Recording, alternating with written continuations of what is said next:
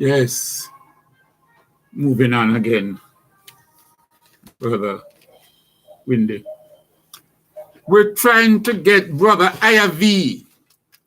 But Brother IRV, if you're listening, we're having some problems with our phone lines. We have little problems here.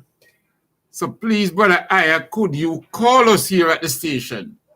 If you could call us at 279-8473 or 619, Lordy, 619-1508. Right. Or 279-8473. Right. So you can either at 619-1508, 619-1508, or 279-8473. And of course, you put 876 before it. So, Brother IRV, if you're listening, because I want to talk to Brother IRV because every day I get a report. Not just one, sometimes many. I was in Westmoreland last week, over the weekend, and, you know,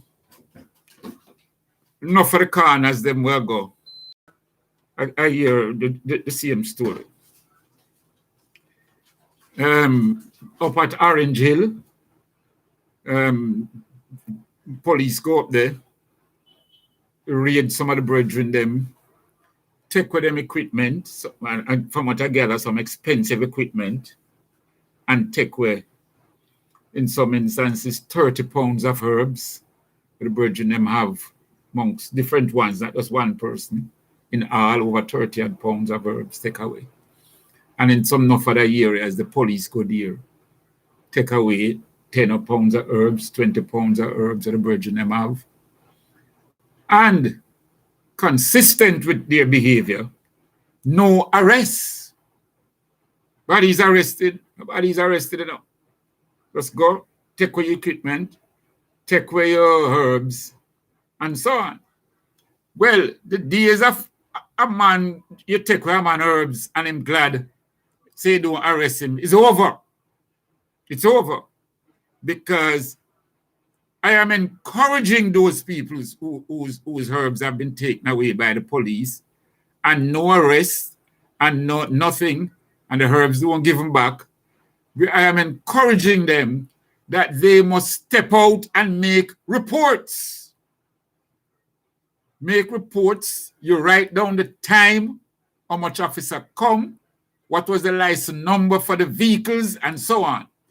And if you know any of them, even if it is their alias, if them call him Rabbi, or Juby, or Shango, or Tucker, any alias, because this joke here is over now. So it's not a thing where a man going just glad say you take away him herbs and you never charge him. No. You're going to come forward and make reports because this foolishness have to stop. Now, Brother IRV, as one of the members of the different aspects of the licensing and the fighting for the liberalization and the legalization of ganja, I want to speak to him because he gets even much more reports than I. He's in the middle of the battlefield. You know, so I really want to speak to him. But like I said, the phone's giving some problems as we had scheduled to call him. And we want to hear firsthand from some of the reports that he has been getting. Because you can't talk about persons have sacramental rights. And if they plant and grow their herbs, you are going to come and just take it so, and so on. No, that have to stop, man. That have to stop. I see the paper, and the Prime Minister complaining that investments in ganja and so on, people are pulling out of Jamaica and going to other places. Now, when the Prime Minister said that, I don't see which part him say anything, say, this is what I am going to do to make sure those investors don't leave here, or to get new investors to invest here, or to ensure a certain amount is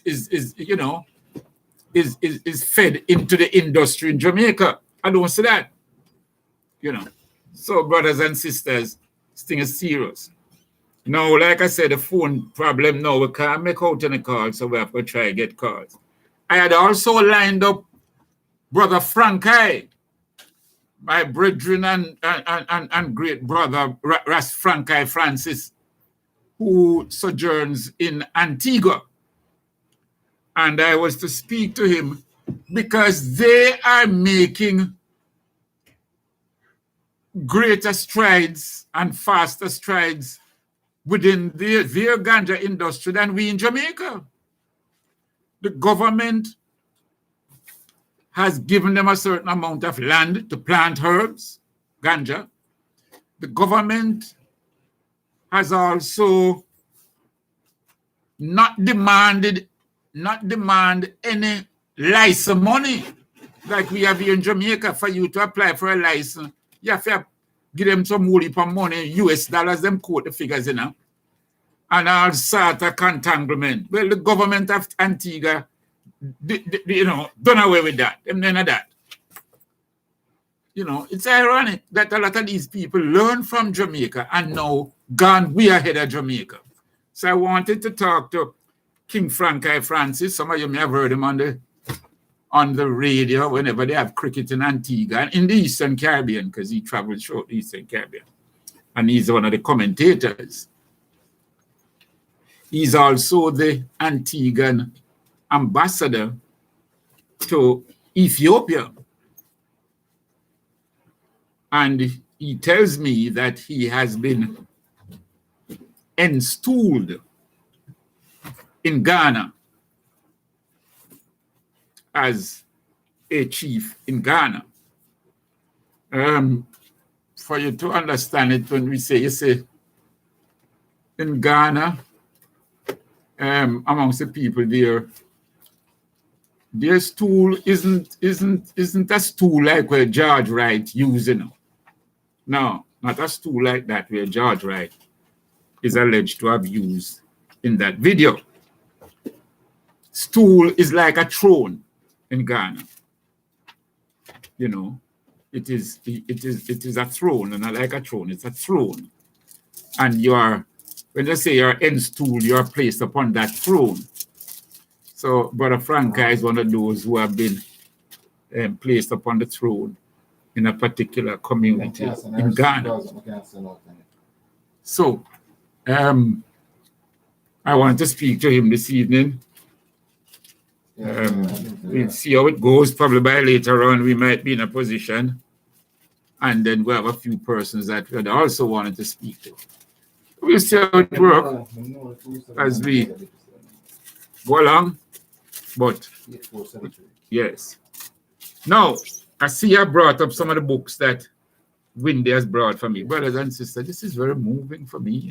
A lot of school books. That I, you know, that a brother, give me him 2 or 3, let me tell the people that them can know so this is not a fictitious business. So I'll do this one says upgrading and repairing PCs. Wow. These are some diaries. Diaries, let me see them there. New diaries, so we can write. Yes. Some diaries, yes. So we can give away some diaries. It's about 4,000. Yes, when I can get them away, we don't need so much. It's some 2021 diary, 2019. All of them are 2019 diaries. But people can still write in them and things like that. And use them up. Let me see, that's a dictionary, ain't it? Yeah. Let me see it up. Yes, people. Boy, I can tell you.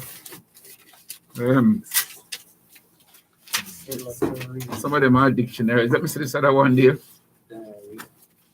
No, these two here. Okay, so brothers and sisters, we're not going to go through all of them, but we're just giving you an idea of what Brother Windy has brought for us. This one says theory and research in abnormal psychology. What's this one? It has to do with the mind. So is him push the car to the other books that come up? Yeah, one, yeah, one whole box in the boot. A books in the cab. Yeah, in the back, yeah. This one says 14,000 quips and quotes for writers and speakers. Quips and quotes, and then people give them speech. You have like a quips and like a joke where you get. That's what I've seen is a lot of educational machine. Well, you tell the people, no? You describe them, Donovan, to the people. Yes. A lot of books can be used at the primary level. Can use a primary school teacher. Reading and all yes. That, you know. You think you might have time to come by the school? Yeah, man. During July month, eh? I'll make some time. All right. Because you could probably even take some of those that are past the primary level, but I want to keep them in a school atmosphere, you know? Because, like I said, some of them is from the pandemic, then look back at school. So, hold on, brother Donovan, but you're right. I don't know if I told the people that Donovan or Gilby is here with me, my assistant, as usual. So, Integrated Science for Jamaica. It's another grade 7 book. It's a grade 7 books. Yeah. Aye. English. Integrated Science for Jamaica. Grade 7. Yeah. It's a lot of reading materials for beginning read elementary stuff for beginners. A lot of reading materials for beginners. Yes. Beginning readers. Yes. Well, we have so much youths now where can't read, so at least we'll be able to start them. Yeah. Well, yeah. Tell the people. We got picture books, voyages in English, help grammar, and all that. Books you just sit down and pass time just for reading. Mm-hmm. Very interesting. And I'm sure they will help us, and especially for beginners, yes. And some informative books about computer. I'm sure they'll be of great help to those of us who can figure it out, you know? Yes. So the materials are very useful. Yes. And we give thanks again to Wendy for bringing all of them. Yes. You know? And this is just the tip of the iceberg where you bring up here. Yes. You're saying now that there's another old box down there. I couldn't carry it up because the bottom of the box that just fall out. Yes. They put that in the cab of the van. All right. Yes. Yes. Yeah, man, we have a lot of books. A lot of books. All right. Picture books. And it's for most of it's elementary stuff. Yes. And there are some other reading materials that can be read for the secondary. So all right. All right. So my teacher, brethren, who is here now, say he teaches at the Eltham Primary School. Yes, sir. And if him said there are good books for the educational structure, very good. So what we're going through now is that some of you listeners can also come down to 75 East Street. Come down there and can select a book or two for your child. You know, yes. So, all we ask is that you say thanks to Wendy. Yeah.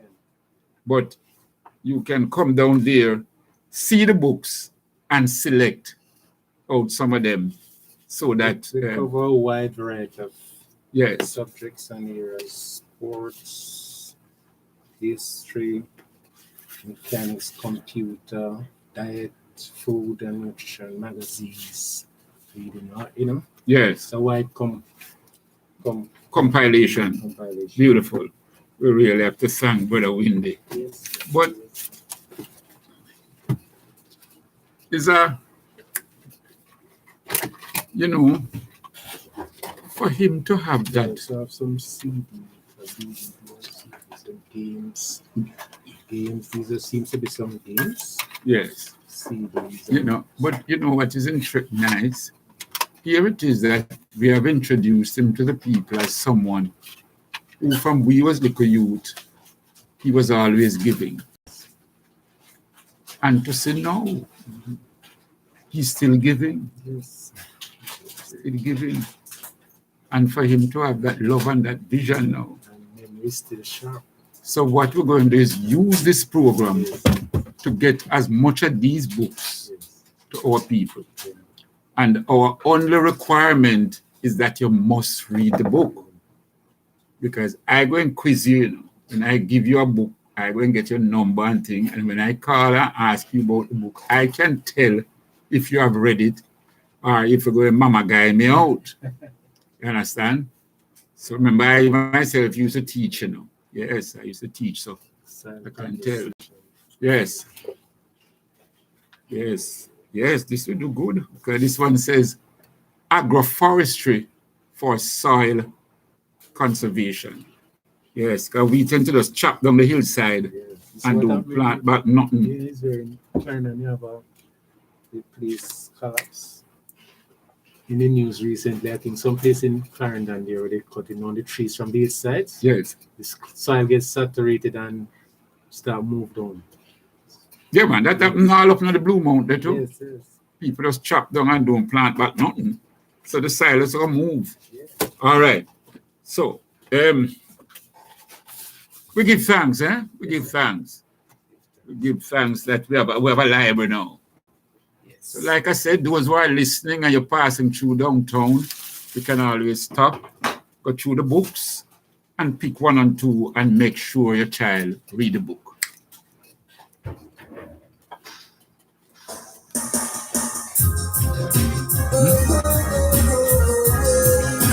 Two points in one. You want to share? Yeah, man, get ready now at the end of this.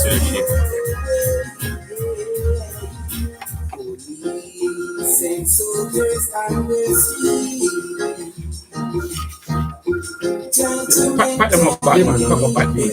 And let's care about the suitcase. Yeah. Can't just leave it outside there, you know. Huh? Oh, we can use this as our traveling. Yes. Yes.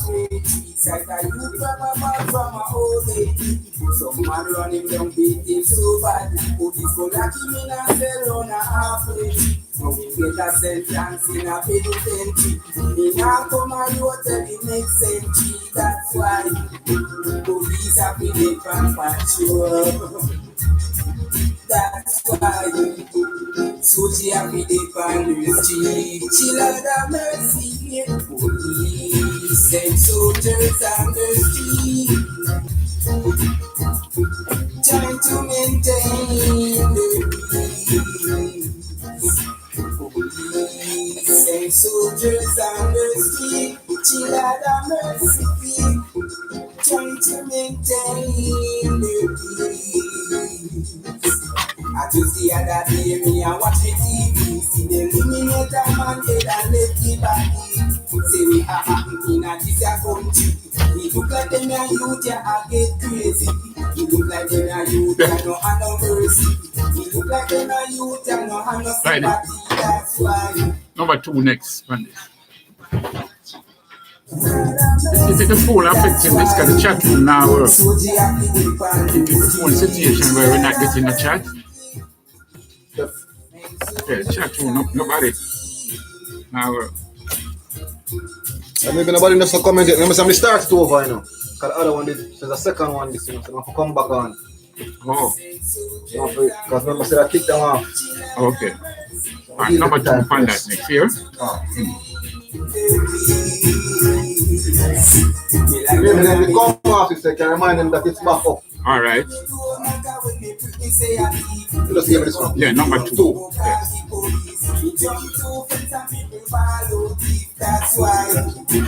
Yeah, man, those are good. And these two.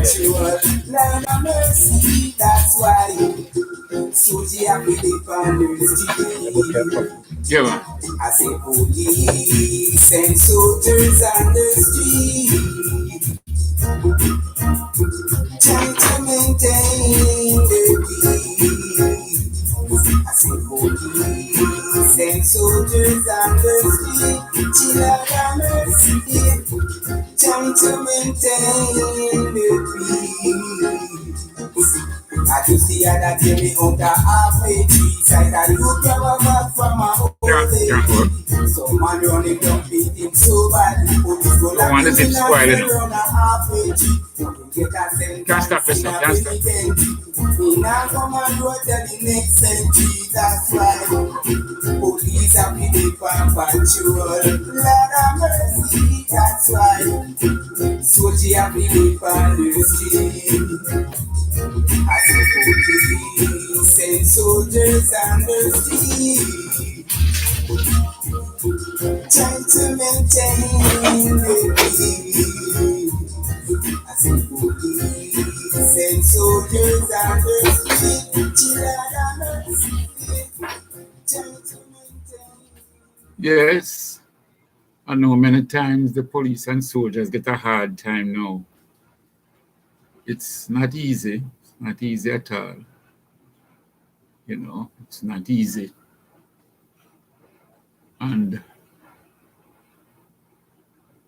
But in a lot of instances, like the people up at Barnet District at Above Rocks, they are very, very happy to see the police and soldiers up there.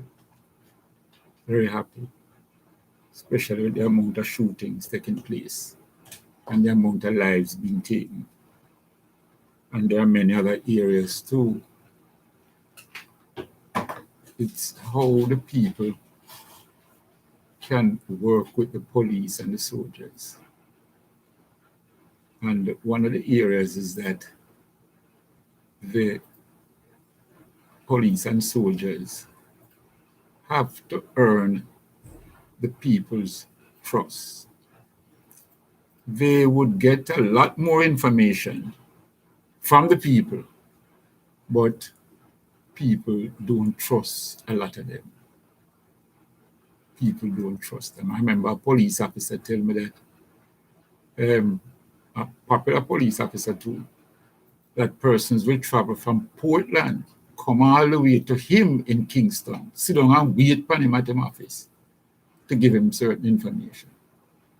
Because one of the things that people fear is that when you give the police the information, the police, probably not directly, probably not even deliberately, but they were chatting to one and two others, and next thing you know, the man or the woman name will call, reach back to the very persons that the information is about.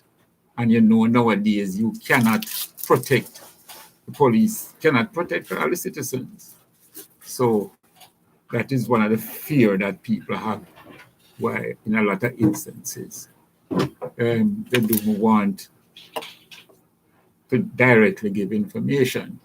And that is also a major part as to why many times, even when they do give a statement, they do not want to come to court. So, remember the program Bitter Sugar? I just want to tell you that we were off for a while on the YouTube channel. So now we are back up. So you can join us again. I think the chat room working now. So we can interact and get your views as we go along. We can also get calls, my brother. Yeah, man. You can get calls at 619-1508. Yeah, I tried a couple times. 279-8473. Yes. Yeah, that me go try. Me that try go to the no man. Me that try go try. I have some credit on the phone, man, but me that try another way as well. With the WhatsApp phone. With the WhatsApp phone or with it's a Lorne phone, either way. No, man. The next time. The next Yeah, either that or my WhatsApp. You know, whatever works smoother. So sometimes the phone I want to charge up, so I'm going to check it on charge it up. No, man. That suitcase is actually better than our own. Yes. Because we are complaining, so I forgot the next one. See? That I give the same complaint.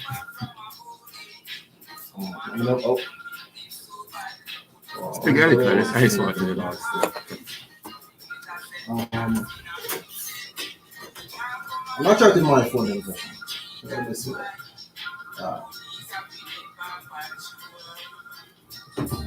That's why Suji have been deep on the street.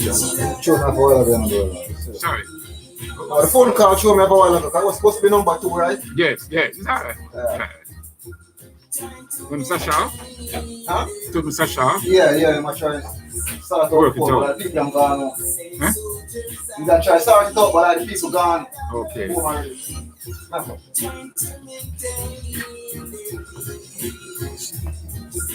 I can see a that day me and watch me TV. See the eliminate a man dead and let me back. See we are happy in a this country. We look like them a youth ya and get crazy. We look like them a youth ya no have no mercy. We look like them a youth ya no have no sympathy. That's why police have to keep on patrol. That's why soldiers have to keep on the street. Children have mercy. So one is And soldiers on the in street. support of the school idea, supporting the summer school. Trying to maintain the Yes. You already know you want to say them? and soldiers on the street. This other one is a poem I did hear for the program. Long time never get out as me, but very strong poems. American culture society.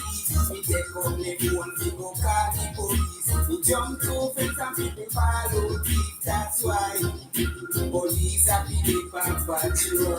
Land of mercy, that's why soldiers are people on the street. I say police and soldiers on the street, trying to maintain the peace. I say police and soldiers on the street, children of mercy, trying to maintain the peace. With a some logo. I just see that you halfway like I look back from my old age. Some man running from beating so bad. Police go lock him in a cell on a halfway tree. Get a sentence in a penitentiary. Just switch it and play the other song for me, yeah? Number 2. You can just play one of your jingles and come back to that. I don't just restart a computer. Yeah.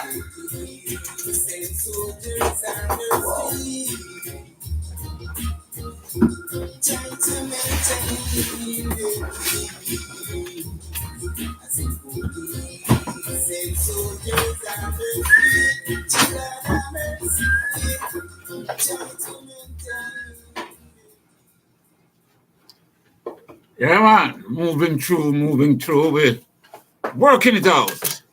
We have Lloyd, the engineer, here, and he's skipping, jumping around, trying to rectify some of the problems and so on, and we appreciate that.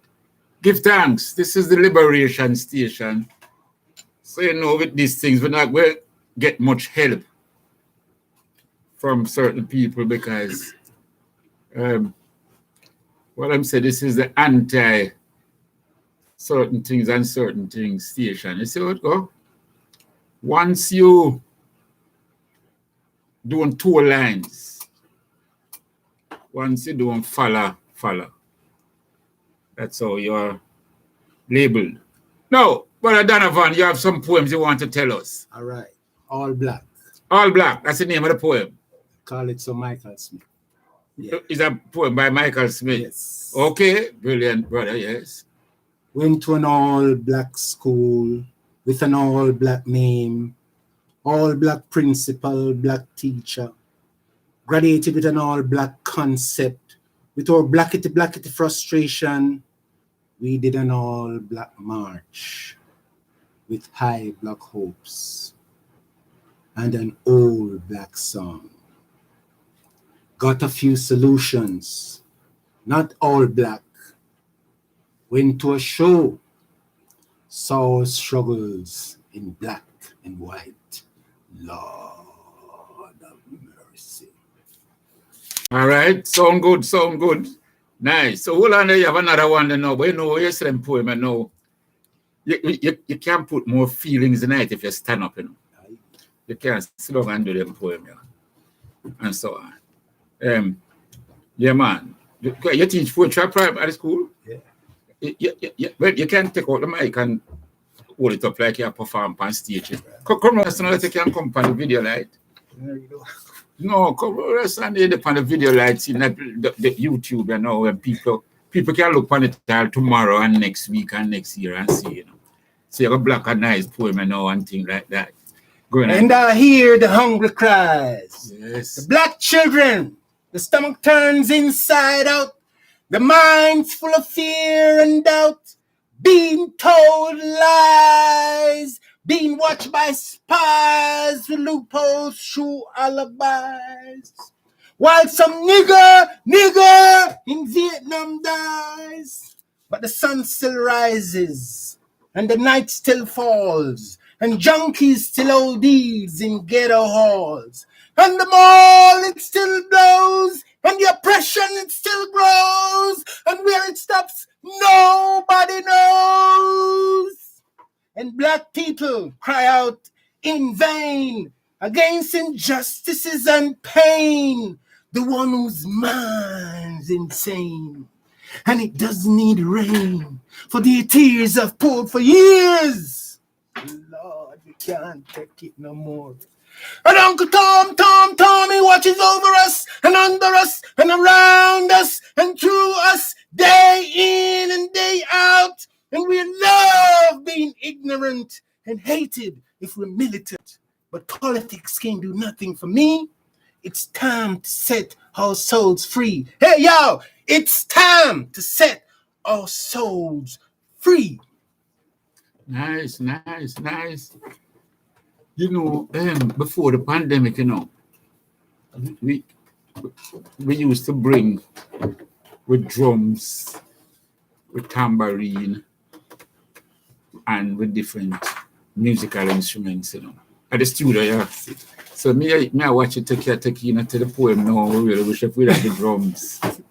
So, me could hear Princess Love now. She have a lovely song we say, beat the kettle drum.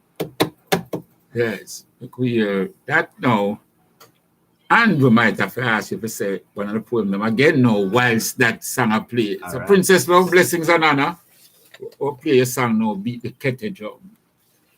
Yes.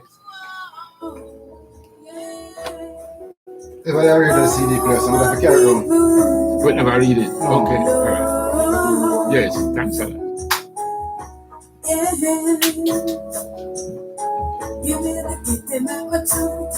But tell the big man, beat the kitty make a chant. But not call the Rasta man, beat the kitty make a chant. But not call the Empress, beat the kitty make a chant. That we can sing a chant that them really want me here. The sweet beer, have no fear. Children have no fear. You want to say it again to the drum now again? Go ahead, man. Go ahead.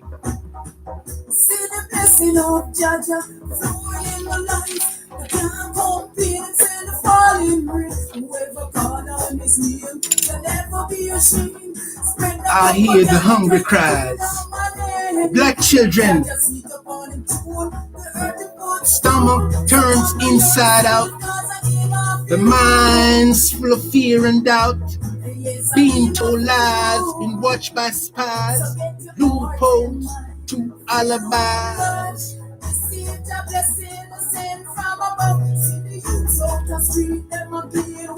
While some nigger in Vietnam died.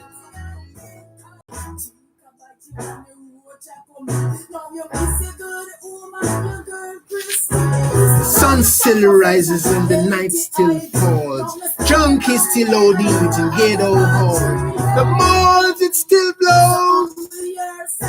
The oppression, it still grows. Where it stops, nobody knows. Black people cry out in vain against this injustices and pain. The one whose mind's insane. It doesn't need rain, for their tears have poured for years.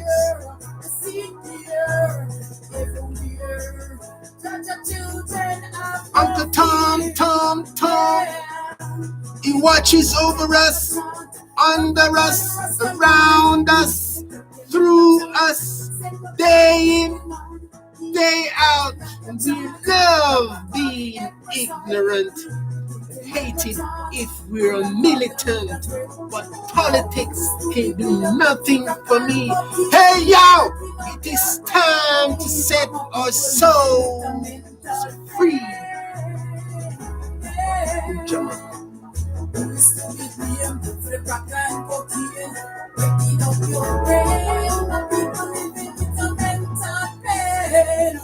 So stay conscious so you can focus on the unjust. This must be done.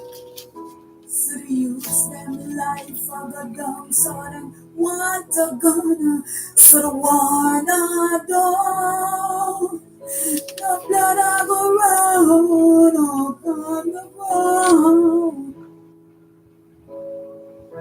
Give me the faith to make my chant. Number 3, but I'm not sure about the order. I think she mix it. We'll try number 3. One Africa. Get them out my chant. Wouldn't go call me the mood and friends. Long time if I sing a chant that them really want to hear. Straight with.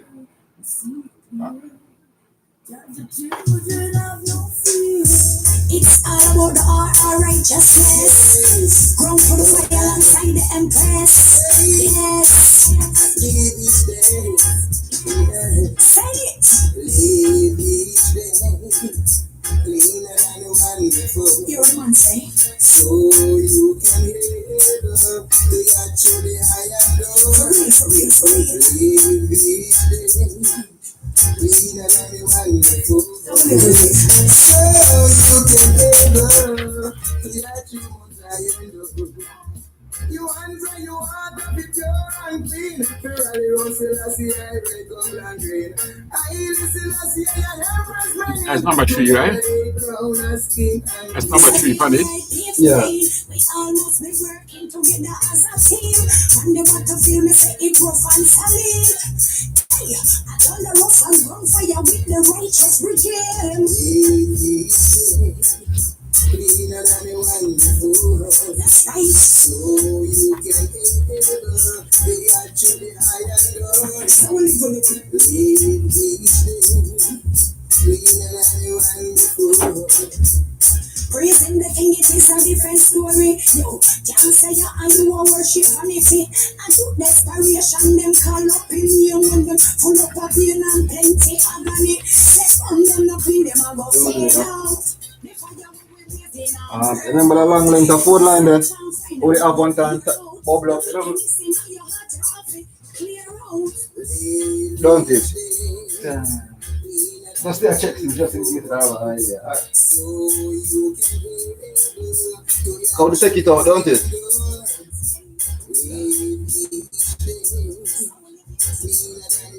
Yeah.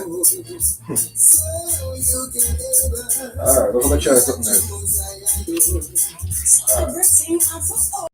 It's a for meditation up, so when I go give up, investment in session up, emperor Selassie up. I see not your eyes, you know what send me up. Who shall I send on the things? He that have clean eyes, and a pure heart, and I've not lift up the soul to vanity, no. Leave these things cleaner than the one before, so you can be able to actually higher door. Leave these things cleaner than the one before, so you can able to enter most higher door. Yes, righteousness, run to the fire, outside the empress. On the last before you, for you. Yes, sir. Yo. Just leave each thing cleaner than the one before. Yes. You want us call me through the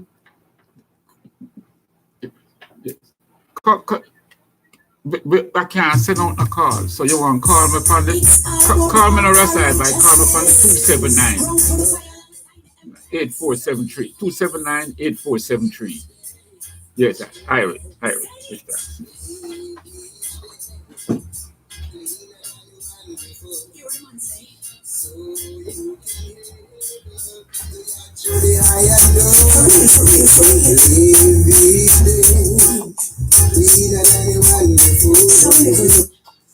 Nice. That's Empress Thunderous. Yes. Beautiful sister there. Very strong in the faith, very strong in our culture. Now, I want to just read a little passage here from the book, The African Origin of Civilization.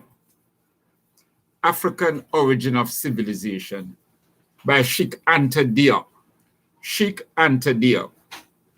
Cheikh is spelled Cheikh. Cheikh.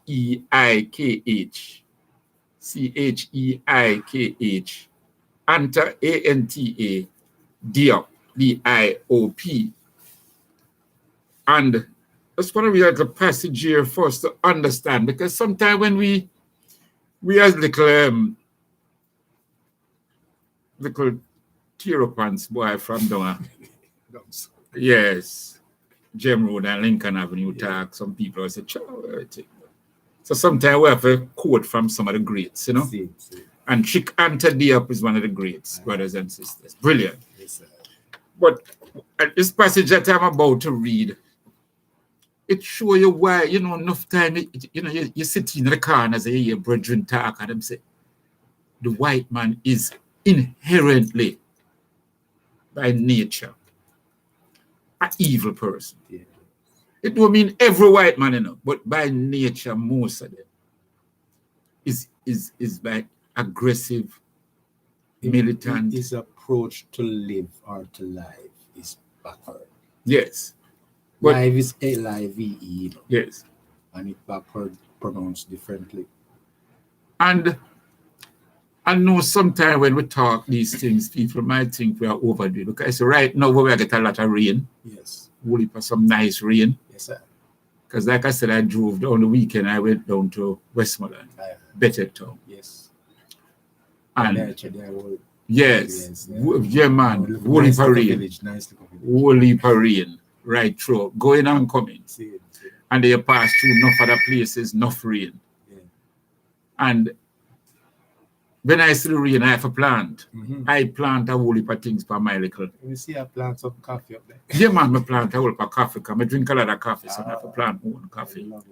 I plant up some bananas, some planting, and some other type of food. I find which part I the things like lettuce and collard, one of them things. The boy, the snail. Yeah. The snail eat all of them, eat it down before it even grow. So I have to find. So probably someone can call me and tell me what plant I can use to keep the snails away from my carrot and my other things and I plant them.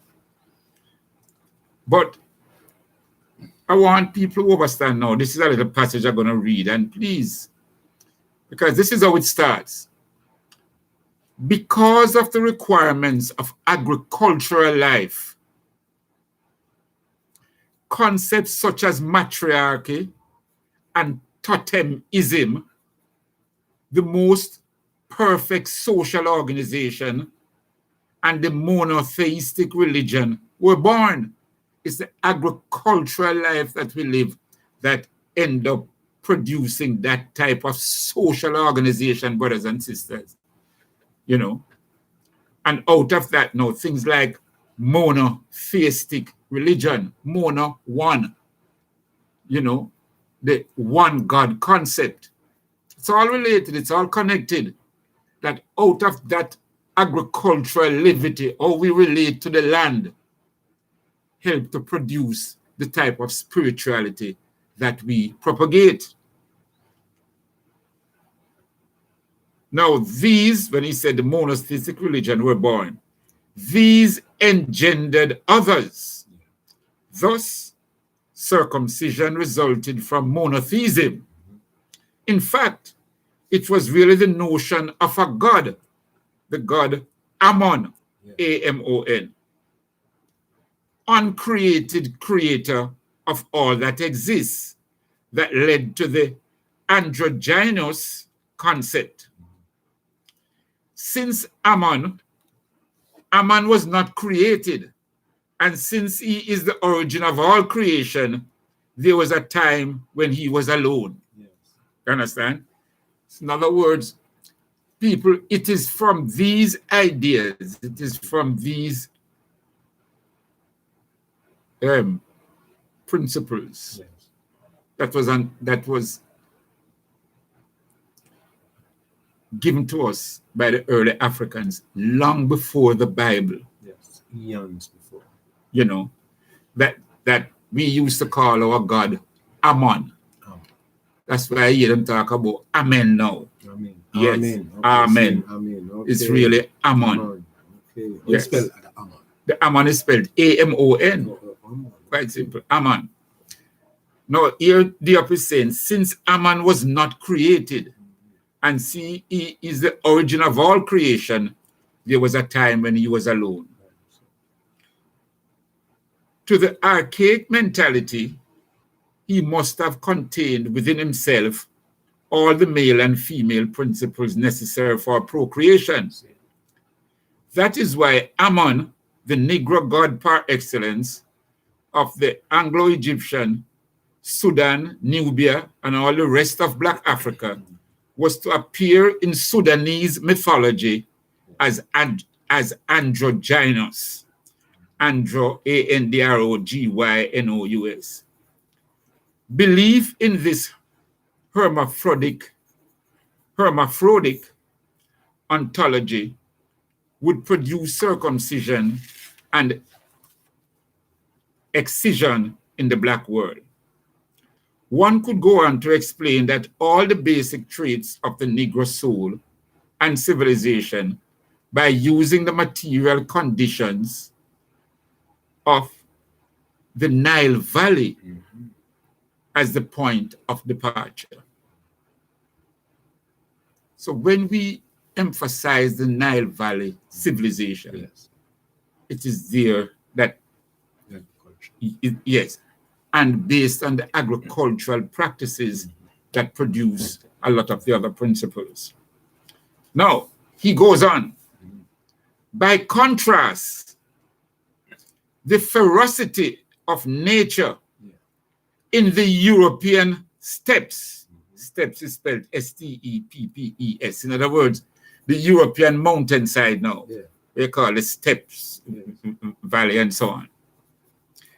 The ferocity of nature in the Euro-Asian steppes, the barrenness of these regions. In other words, we're going to compare this barrenness now with the flourishing of the Nile Valley civilization. Yes, yes.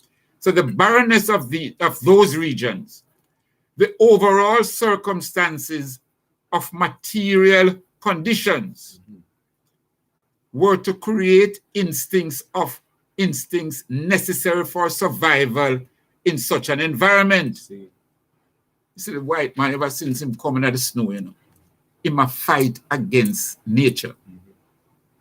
When I first go places where I see the cold, well cold, and you see the children, them eye around water, because I always thought that the white people are accustomed to it, them used to it, them acclimatized to it. Yes, But when I see the children, them eye around water, I said, no, they're not acclimatized to it.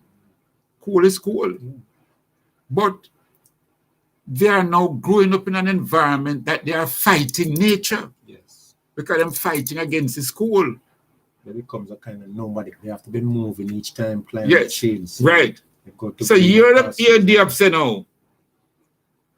The barrenness of those regions, the overall circumstances of material conditions were to create instincts necessary for survival in such environment. You see, he must compete with the environment, rough. He must fight the environment.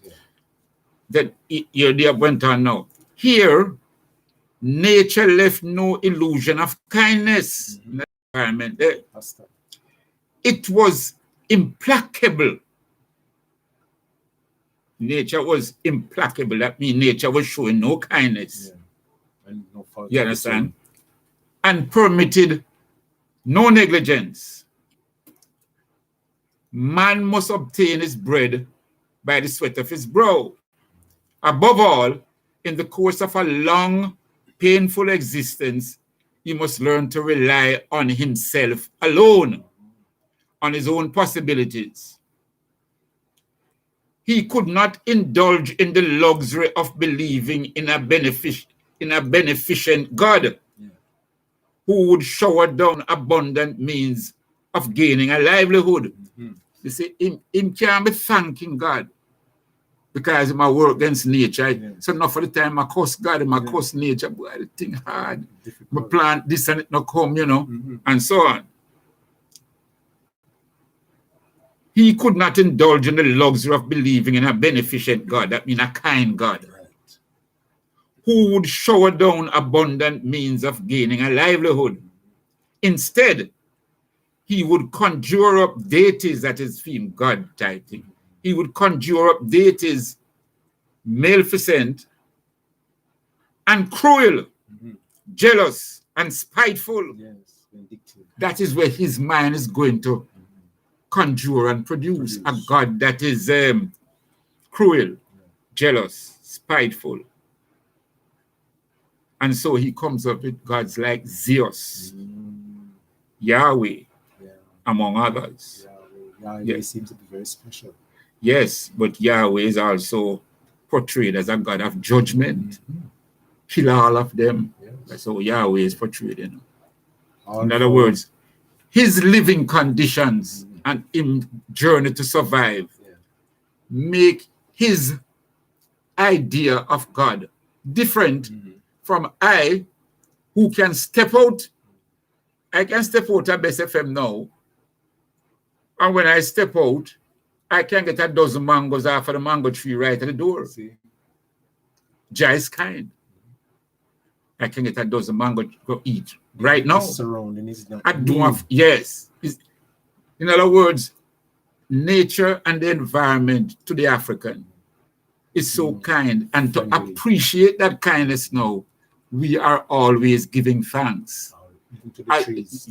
Oh, yes, to the universe, to the elements, to the trees, the agriculture. Fruit off a tree. Definitely, we give thanks. We say sorry if we cut off a limb. Definitely. And we honor the tree. But when it comes on now to the environment that the white man has to survive in, he is competing with that aggressiveness of nature. So his type of God, or his image of God, and his relationship with God is going to be different from my relationship with God. And therefore, that aggressiveness makes him always want to create weapons of destruction. So that if you live in a climate like Africa, which is mostly tropical, sun, we have lots of sunlight against energy. Somebody who's living in a very cold zone.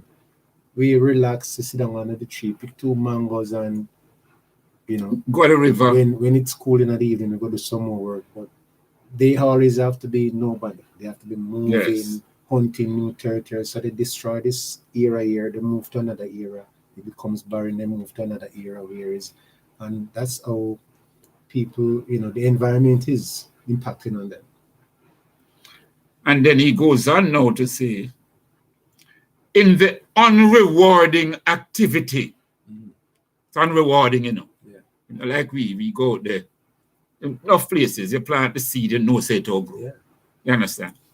But in that environment now, in the unrewarding activity, that the physical environment imposed on man, there was already implied materialism, anthropomorphism, which is but one of the aspects, and then the secular spirit.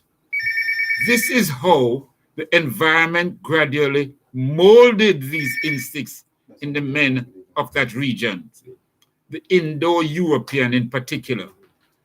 All the peoples of that area, whether white or yellow, were instinctively to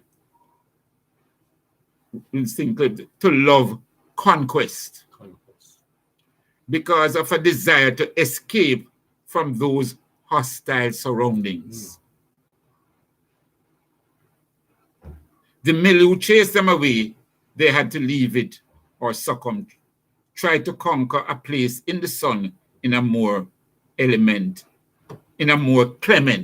nature. In other words, a more acclimatizing, a more conducive climate of nature. And therefore, invasions would not cease once an initial contact with the black world to the south had taught them the existence of a land where the living was easy, riches abundant, technique flourishing. And find the garden of Eden. Yes. And I read that passage because some of you book up a man every day and tell the boy life hard and though, this, that, and him not eat from morning but brothers and sisters, cut it out. This is what the Ep is showing. Our environment is a blessed and rewarding environment. Not a barren, aggressive environment.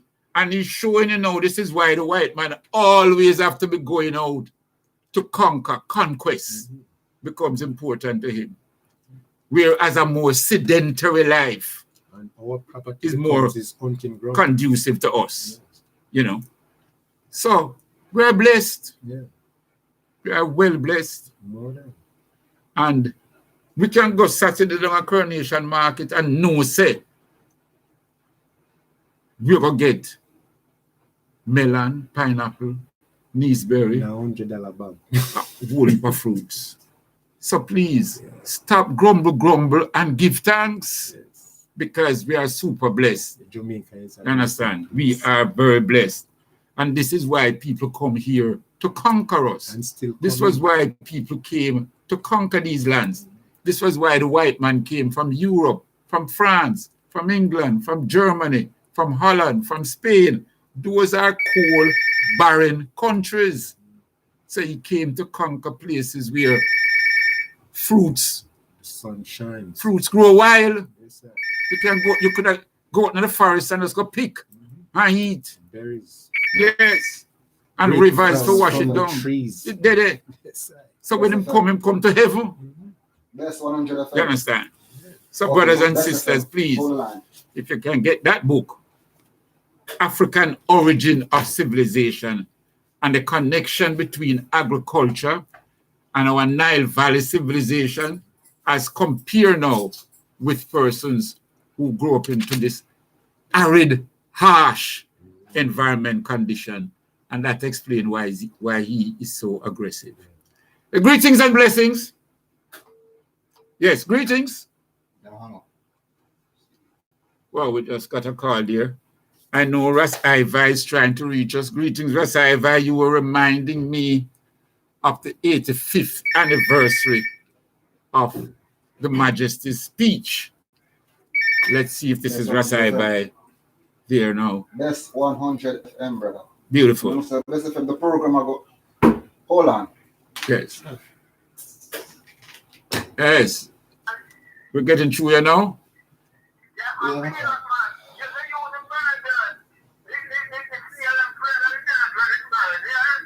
Yes, that don't sound like Ras Iva, eh? No, man, Peanut Man. Oh, the Peanut Man. I hardly hear you, brother. Yes, Peanut Man, glad you get through. At least if you get through, that means others can get through. We can't make out any calls. Nice.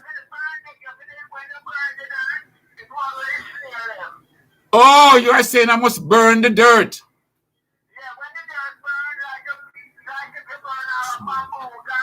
Yes.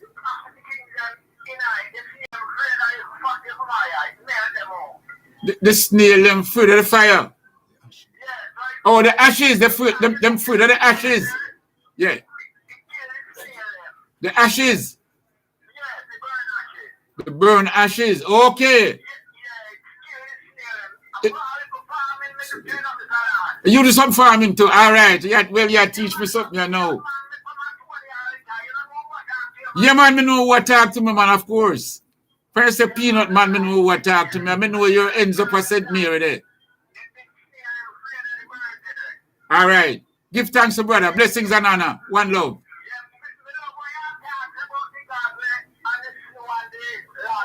Yeah, man. Give thanks. Irie. All right. Nice, peanut man. Nice. So, we roll along, brothers and sisters, because we want you to over why some people are naturally aggressive. Now, the trick why many of you are tricked is that them turn it around. Them turn it around, you know. The white man. I've read in many books where them write that the black man is inherently aggressive and violent. Them turn it around, you know. Primitive. Yes. Oh, Lord, not to mention the word primitive, but I don't mind primitive. I don't mind to tell me I'm primitive. It's all right. But when you start talking about me aggressive, I'm a violent now. I have to give you the history and show that the very environment that produced you and the environment that produced me is two different environments. And that environment, you are always vexed with God in your environment. So you create God like Zeus and some warlike gods. I create gods that I'm more thankful to because I'm in a different environment. Honorable position. Definitely. And this is how it's connected. Yeah. The agriculture, how we farm, how we live, is connected with the type of relationship that we have with our God. You understand what I mean? Because our God is a pro-creation God. Life, reproduce, and the continuation of life. You understand? Like the leaf of life. You know the tree of life? Yes. You take a leaf, you put it on your house, if you leave it to reproduce itself and not grow again. And definitely. Never dies. Nice. I want to heal up Brother Zosa and Ras Amin and the brethren them over there in Brownstown and other areas. Yes, I want to heal them up. I just want to say, Brother Amin, Brother Zosa and company, that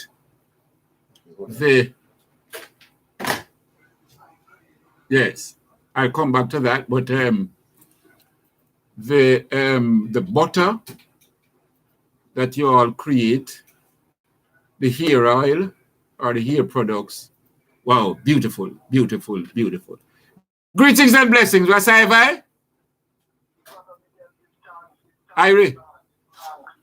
All right. Yes, give thanks, my brother.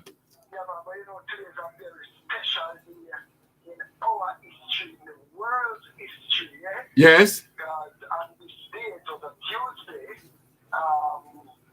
the 13th of June 1936, when the Imperial Majesty Emperor Haile Selassie I did the unprecedented thing by representing Ethiopia's case to the League of Nations. First time in history, a head of state addressed the world body on behalf of his people. Yes. So it is a very historic day. The 85th anniversary. So we say wherever we are in the globe from this morning, Rasta is a highly great, and our conscious-minded Africans. You know, Ethiopians especially should have highly greeted this day because we say there is no way His Majesty decides to take the battle to the League of Nations. You know, and rightly so, His Majesty. We can see was actually the town, the old Roman town, in Bath as a resident place, and then we have this splendid address to the league in 1936. So we give thanks because 1936 now, His Majesty actually sat before 52 of the representatives of the world. So His Majesty was confronting the world now. Italy and here in Ethiopia, carried out an unjust war, and you know, them dub it a civilization mission. So they want to civilize the uncivilized Ethiopia. Can you imagine these guys claiming now they want to come civilize Ethiopia now? So, The barbarians, eh? yes, but look what they bring. Guns, bombs, poisonous gases, these things where one treated, ban these things, you know, and you say, I go civilize and Christianize people. You never bring the Bible and the Holy Priest, you know, you bring some of the most just wicked artists who draw the throne from the theater and to know avenge the things your predecessors suffered and to wage an unjust war. Mm-hmm. Poor people by a few heaven, bless all the armies do, you know. Yeah, the Pope bless them, yes, bless the soldiers, everything. Yes, bless the arms and Benito Mussolini and send them out. Yes. So I do up here. So when I Majesty found out that these guys never come to war, these guys come to exterminate the people of Ethiopia. Yes. And take the land. They promised the Italians a place in the sun, a land flowing with milk and honey. Yes. And every Italian woman who was married and the man then they gave up their wedding rings and their wedding bands to provide gold to the money to amass themselves with every weapon of mass destruction and transportation to the air. So all the war implements were in place now to go to avenge the suffered in 1896.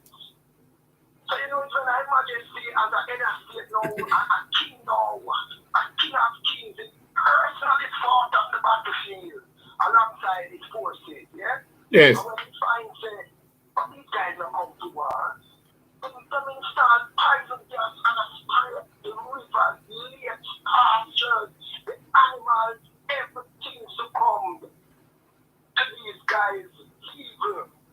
When it was clear that now this is a war, you know the Daniel from the British Ambulance said, this is a war. This is the slaughter of tens of thousands of defenders, men, women, and children, and they are using poison gas incessantly. So I Majesty now decide to, this final battle, the battle of my soul, this final battle that created a decision now because Ethiopians then fought gallantly, you know. Yes. Like Kassa and them, you know. Yes. Guys never have to feel a fear power, you know. You know, other way, you know. Yes. Yes. So we must find out that because of the sellouts of our school. Yes. Also created a setback. Yes. Because they were sellouts who joined the Italian ranks and lead them through the gorges that the Italians would not have known. Yes. If they were left alone, but these sellouts amount of these traitors, you know, created a setback. Yeah. In a final battle when I Majesty saw get a destruction through these fighters. And it's like, no man, I don't want like that. It's plenty in a level, you know. And then in the final battle, I Majesty said, listen, while we fight today, we have casualties, the Italians are backing off because we are attacking them from valleys and hills and they don't know. So he said, let us attack them tonight. And you know, all this sort of thing, tonight, we have to go to wood in the city and attack them in the morning. And Majesty was, no, let us go and beg that all the generals, military, everyone, and, you know, all those and say, Majesty, because they kill a man. And the next day, they called in to reinforcement. And then they took us back to be on the retreat. So they say, all right, Addis Ababa, we have to go back to our British group. Because in Addis Ababa now, a decision was made 21 out of 24 of the council said His Majesty should take the case to the nation, bring this to the attention of the world. And as I Majesty said, it was the most painful decision he has ever made in all his life. Mm-hmm. That day when he had to leave Ethiopia to go to England as a place of lodging and then take Ethiopia's case before him. So June 30th, 1936 was a very historic day in the history of the world. Because if we remember that the Lion was present there, Yeah. imagine the Lion and Judah, the first head of state to address the league in any form now, walk to the podium. Chance to get the whistle and the booze and the cheering and them, because the carry and talk just full of the gallery, you know. Yes. When the Lion and Judah was introduced, them boo them, them cheer, they knock them, the bar kind of crap. That the Romanian get shows to the speaker of the house and say, in the name of justice, silent the white man. Yes. Talking to another white man, the silence some white boy. He was the Lion of Judah. That's towards this. That's towards this shit. The white man never called white man savage beast. I know a black man can speak, but it happened. June 30th, 1936, and Her Majesty stood and spoke and gave a speech that remained etched in the annals of history. Absolutely. And on account of that speech, Time magazine gave the Manosphere here.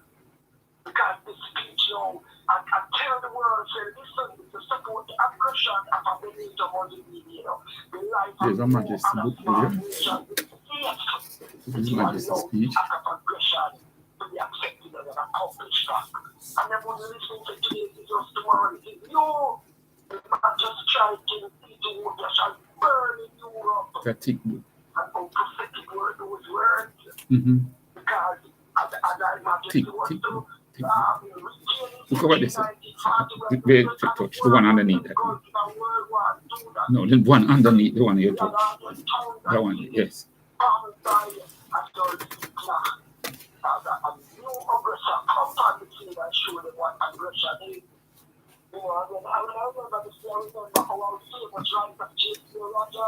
Yes.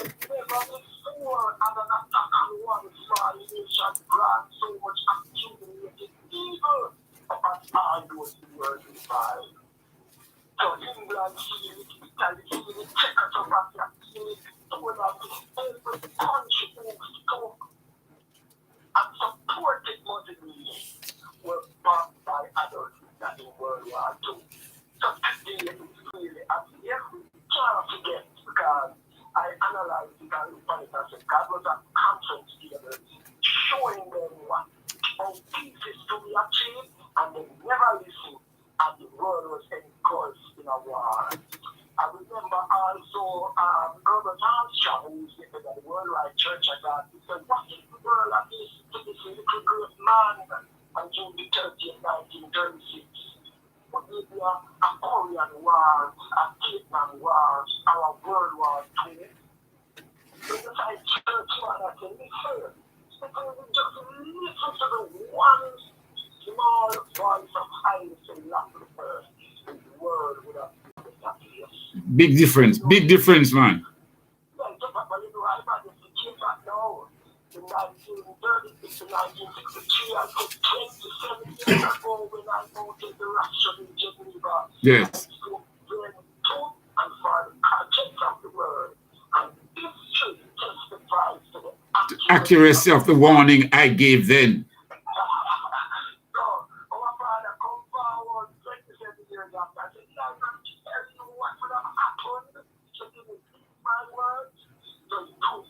Not only a king, a prince, but a prophet in no ordinary way. So we give thanks, brother Miguel, is a blessed day again to rejoice at this day and say, what a wonderful father we have, you know, representing his people in such a manner, you know? Yes, man. Absolutely. I thank you, Rasai. And yes, 30th of June, 1936. Yes. And today is the 30th of June, 2021. Mm-hmm.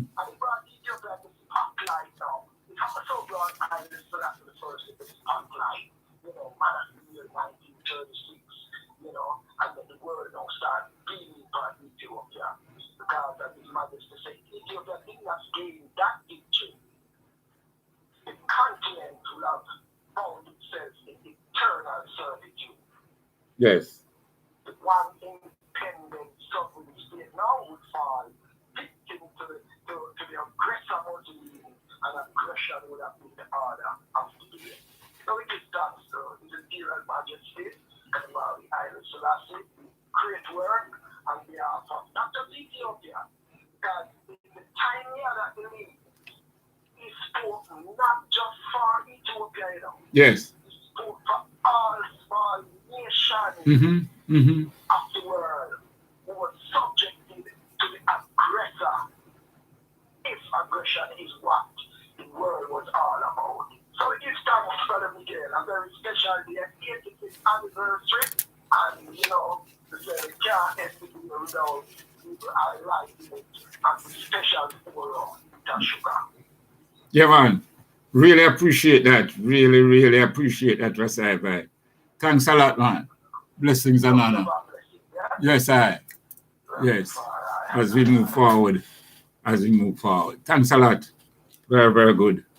Yes. Yes, that's Rasai idea, reminding us now that it was on the 30th of June, 1936. This same day that brilliant and outstanding speech was made by His Imperial Majesty at the League of Nations. 85 years ago. Yes, 85 years ago, and so on. ለኢትዮጵያ ክብር ነጻነት ለቆሙትና ለወደቁት ጀግኖች አባቶቻችን የተከተላቸው ትውልድ እስትንፋስ ሁሉ የምስጋና ጩኸት ነው። In celebrating the victory at Adwa in 1896, let us remember the work of the Empress Pt.2, who in defiance ripped the Treaty of Neutrality to pieces and said, "You Italians trust in your guns and bombs, but we Ethiopians trust in the God of Ethiopia." Ethiopia conquered Italians in 1896.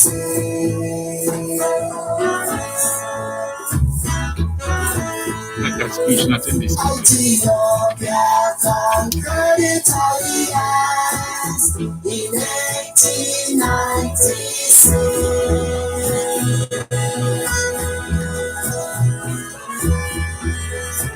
Over 100 years, and we salute this victory.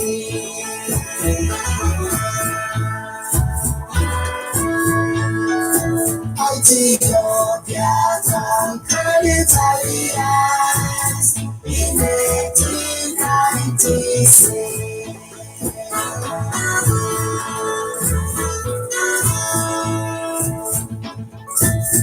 The battles of Adwa, we salute all Ethiopia.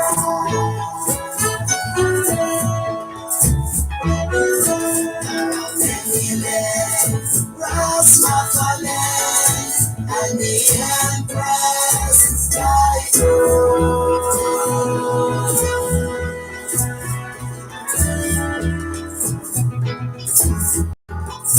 with strength and courage and dignity, we kept Ethiopia free.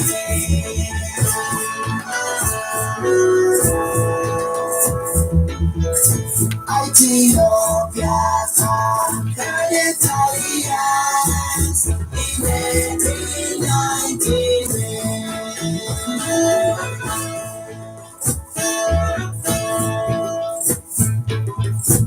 Ethiopia conquered Italians in 1896.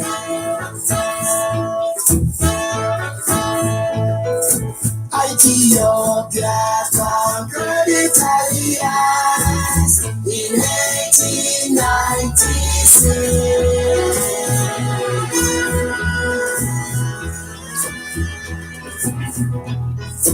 Over 100 years, and we salute this victory.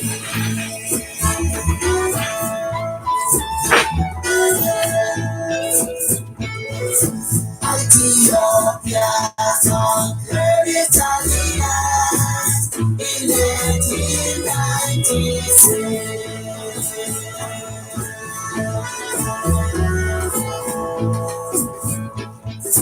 In the battle of Adwa, we salute all Ethiopia.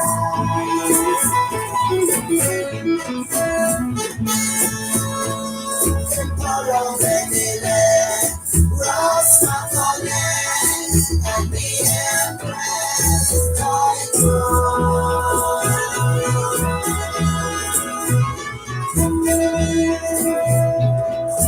with strength and courage and fidelity, we kept Ethiopia free.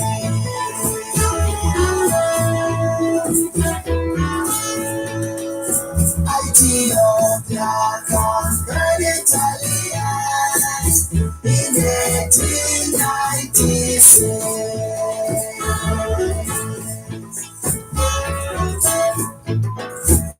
Ethiopia conquered Italia in 1896.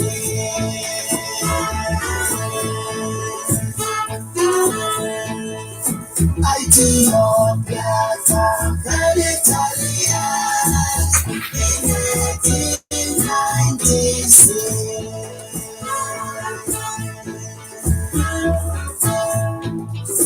Ethiopia conquered Italia in 1896.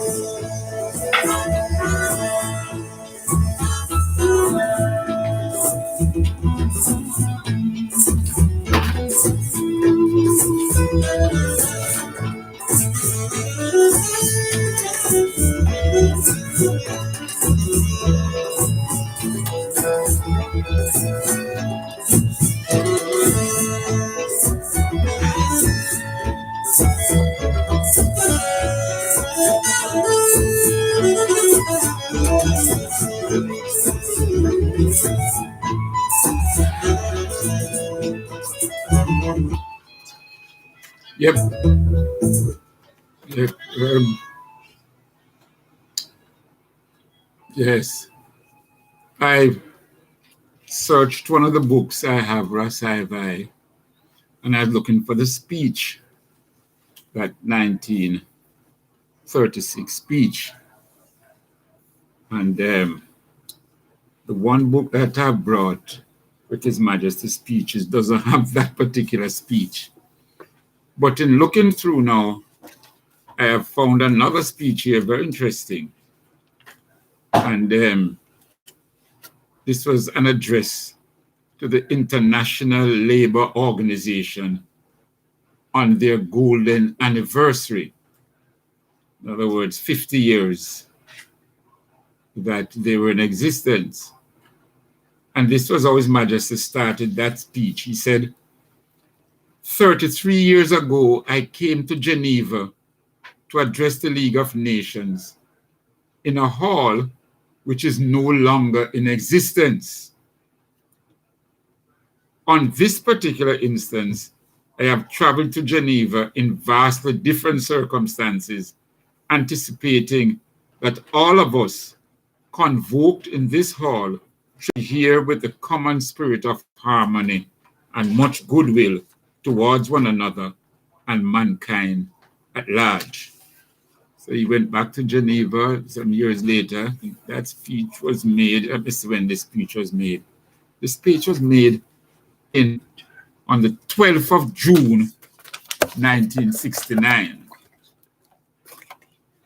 So again in June 1969, when he went back to Geneva, and he said 33 years ago, this was 1969, and that speech that Rasai mentioned was made in 1936. So he's saying 33 years ago, I came to Geneva to address the League of Nations in a hall which is no longer in existence. He said, even in the life of man, a period of 50 years is indeed an appreciable measure of time. a threshold in the process of growth, both intellectual and spiritual, normally leading him to greater wisdom, compassion, and self-discovery.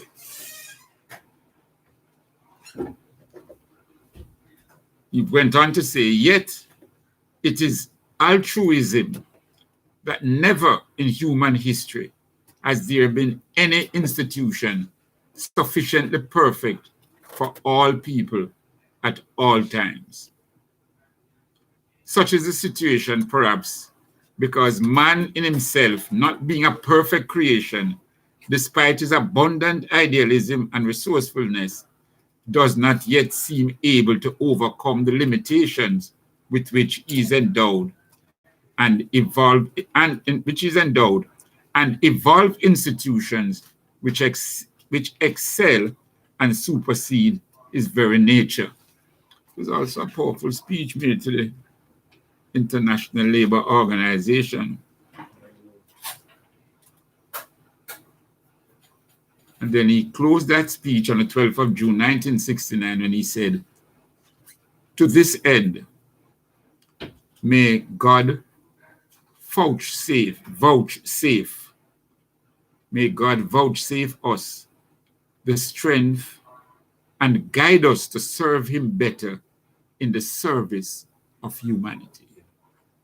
Yes, that is the guidance that he has bestowed upon us, that we might be able to serve him better in the service of humanity. See, that is what makes Windy so great. Yeah. The service. Yes. When it was he's asking for the same strength that the Majesty says here, that may God vouchsafe us the strength and guide us to serve him better in the service of humanity. In other words, you serve the Creator better when you serve humanity. Yes, yes, definitely. And that's how he ended that speech. So, whereas we don't have the actual 1936 speech, we found one, because those are speech I've read before, but nevertheless, this is the closest that I've found to match one with what Ivy has mentioned. This was done in 1969. I should point out that when he decided to leave Ethiopia, or when the decision was made by the council. Did he leave from Ethiopia or Israel at the time? He went from Ethiopia, yes. He went, I think he may have went through Israel. Through Israel. Yes, but he left from Ethiopia. And one of the things in that battle was that he has written about it. And he said, even when they were retreating, when he saw quite a number of his soldiers dying, especially from the gas, Yes. the Italians were spraying the gas from the air, and he ordered the troops to retreat. And even when they were retreating, they had to be fighting a rear guard battle. The year as I mentioned about some of the traitors. Yes, he had to be. You can imagine you have the enemies before you, and even in retreating, you had black people now that they had to be fighting, even to retreat, to go back to Addis Ababa and to regroup. Was something else, definitely something else, and so forth. So, yep, we continue for those who just join in. Yes, we are back on YouTube here now, so you can look us up on Brother Miguel Lorne Bitter Sugar, and you can reach us. And the phone lines, we are having a little difficulty, but we are battling through it. And but you can still reach us. The engineer has rigged up some wire system here, you know. He's working on it. Yes, he's working some wire system here, so that we can now get calls. So you can get us at 619-1508 or 279-8473.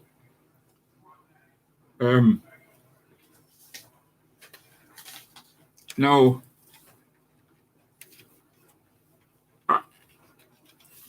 you know, Brother Louis played a song this morning, and he played a song this morning, written and sung by Chalk Dust. Yes. Yes, a calypso. Yes, 100 FM. Where he was telling Yes, a son FM. said to his father, "Father, what it takes to be a good politician." Yes. And Chalk Dust was telling him, his son, Yeah. the things that it takes to be a good politician. Oh, you could have started in Brother Miguel Lorne. Um, And you but Brother Miguel Lorne. it's whilst I was driving. His name. Whilst I was driving down to town, that I heard the program. Yeah, man, yes. But what I want to add is that the brother Chalk Dust is a brilliant mind, Yes. not just from the song, but he has written a book. And if I'm not mistaken, he has his PhD, you know, which came out of the book. The book gives the history of pan in Trinidad. Pan music. Yes, Okay. you know, steel pan, Yes. you know, and the whole history of pan and the whole history of carnival. And he gives it in the book a tremendous spin with regards to the relationship with Africa. Rhythmic. A lot of, which I didn't, you know, you just hear calypso, you always think of calypso as slap music and, you know. Lyrics are very catchy. Yeah, well, no, but some of the things, I mean, the lizard run up the tree dress and all them things, you know what I mean? And so on and so forth. But there's some serious calypso. Even Sparrow himself. Commentary, very serious. Sparrow sings some serious ones too, but unfortunately, it is the more whining one that catch on. That's it. But Chalk Dust now, as I was listening to Louis, I know there's a book which myself and Brother Seiko has published, which he has written. Good book, very good book. If I hadn't gone far, I would have turned back and get the book to read some of it on the program tonight. But I also have to do that next week because it's very, very, a very deep brother and so on. You think you'll be able to find a song, What It Takes to Be a Politician by Chalk Dust? Can try. Yes, if you find it there, I'd love for our listeners to hear it. I'm very, very deep. I think I heard it. Yeah, I heard it this morning. It's the first I was hearing it. But because I know him write the book and I know some of the things that are in the book, and it's very deep. Very deep. Not ordinary little, you know, run around politician. Politician. Musician. Not just musician. Calypsonian. Yes, who do a song to catch a fame. You know. But his book, like I said, is quite deep. So, yes. While you search for it,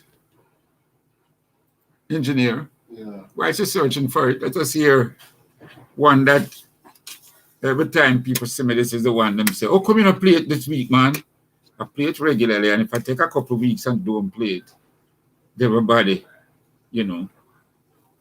I want to hear Brother Davis. Brother Davis is another who reads some serious books, analyze some serious books. And, you know, each time he engages me in certain conversation, very deep. And there's another brother, another elder who came by the bookshop and was engaging me. I know he's listening. He was engaging me in the virus, the whole corona thing. You see, brothers and sisters, when you throw certain sound, you get back result. And he too was brilliant in his analysis. Very, very good. So I learn a lot from people who listen to the program and then come to see me and in some cases educate me, and in some cases seek to re-educate me. But I like the discussion. I like the discourse. That's how we learn and that's how we grow. So, and so it a go. Them gun down Amadou Diallo. In America, the authorities have killed another brother. I'm going to receive calls now, Brother Miguel. There's another system around here, so you know, I can take the service from.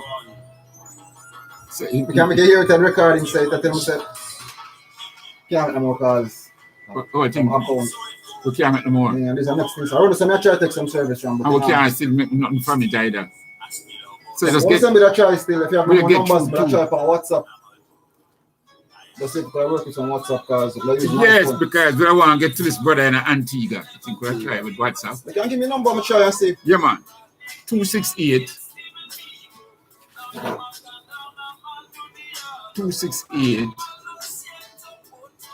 732 9741. 268. Yes. 732. Right. 9741. Yes. Frankai. Okay.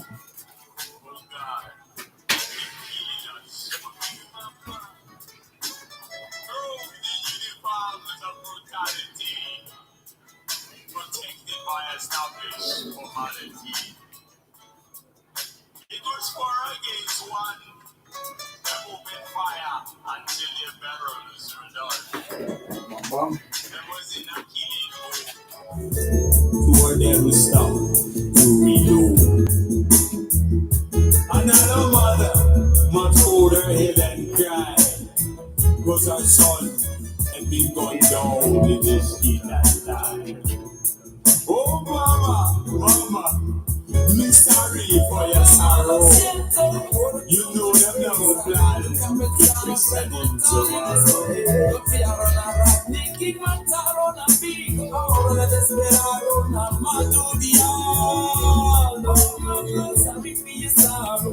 They never plan because then tomorrow we grab the king and we'll see me. All of this Desperado, not my Julia. The laws of conduct, you know they did reach, but the court of injustice found them not guilty and 24 counties. And so it goes.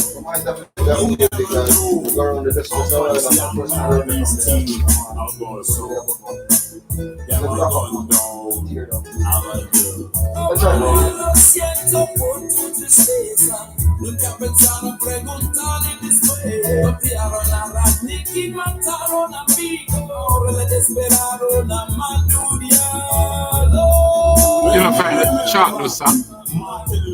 You find a chart. What name? What?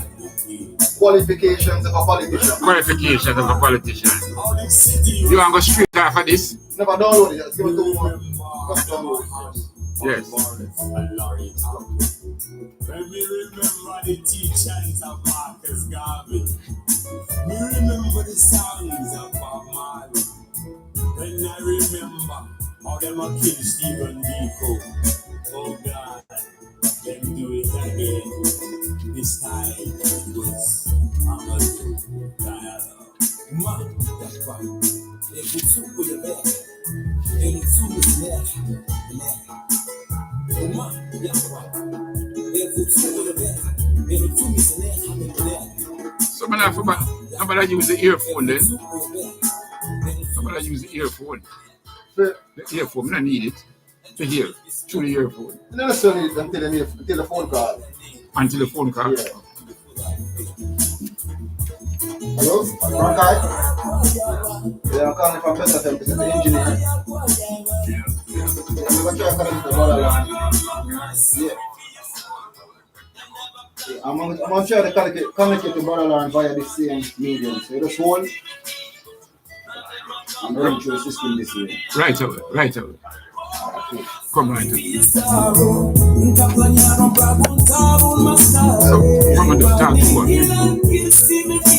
Talk to this? Yeah. I just put on back your headphone now, though. Yes. Did I hear it from you now? No, through the loudspeaker while ago. Alright, commercial. Yes. Greetings and blessings. Ras Frankai? Yes, I. Eyes is I. Blessings, my brother.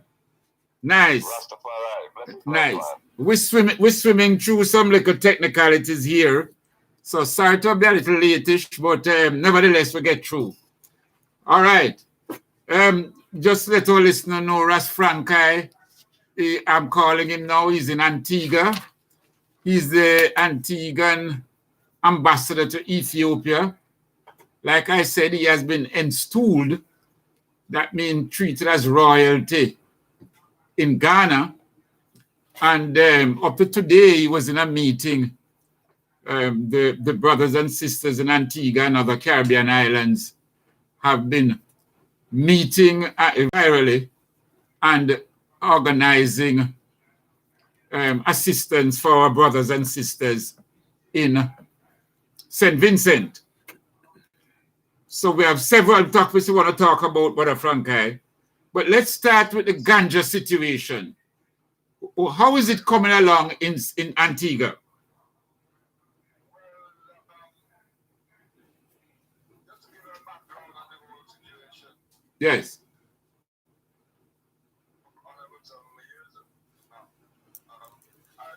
Issued an apology to the Rastafari Nation on the grounds of the fact that we have faced so many atrocities because of our, because of our advocacy of the herb cannabis, medicinally, sacramentally, and in all different forms. As we know, this very useful plant which the Almighty has put in the earth has been, a boon to many of the societies around the world over the ages. As a result of that, and with the growing take-on of cannabis in terms of international, etc., the growing realization of the benefits that can be derived from the cannabis, the legislation has been passed to acknowledge, first of all, the sacramental usage of the herb by Rastafari, and to enter into the other aspects which can be of benefit to the nation and to the people, namely and far more specifically to the medicinal benefits to be derived. So that the legislation which came around here in 2018 was acknowledging for and allowing for the sacramental usage and the medicinal research and usage of the herb too. Now the Rastafari What year this legislation was passed? in 2018, yes, if my memory serves me right, yes. Just about 3 years ago. All right, very good. And at some point, I'm going to ask you to send me a copy of that legislation, Ras Frankai. Well, yes, this is still out in the air in the sense that we believe that it still has to be tweaked somewhat, both the legislation and the regulations surrounding it, We don't think that it was properly thought out in its administration, but there's certain aspects that we're certainly very pleased about and glad that they have come around in the first place. So, very early in the piece, and even before the legislation came around, many of us in the Rastafari community had realized that it was not going to be just a total rollout to Tom, Dick, and Harry, or Dick, and Rasari, as you just put it in that sense. So we had had consultations amongst ourselves, and formed into what was initially a friendly society, named and to look after ganja interests, etc., cannabis interests. But by taking advice from others, legal people, and even from the Prime Minister himself, he had advised us to formulate into a regular company as such. So we have morphed our friendly society into a regular company under the name initially as the Rastafari Food for Life.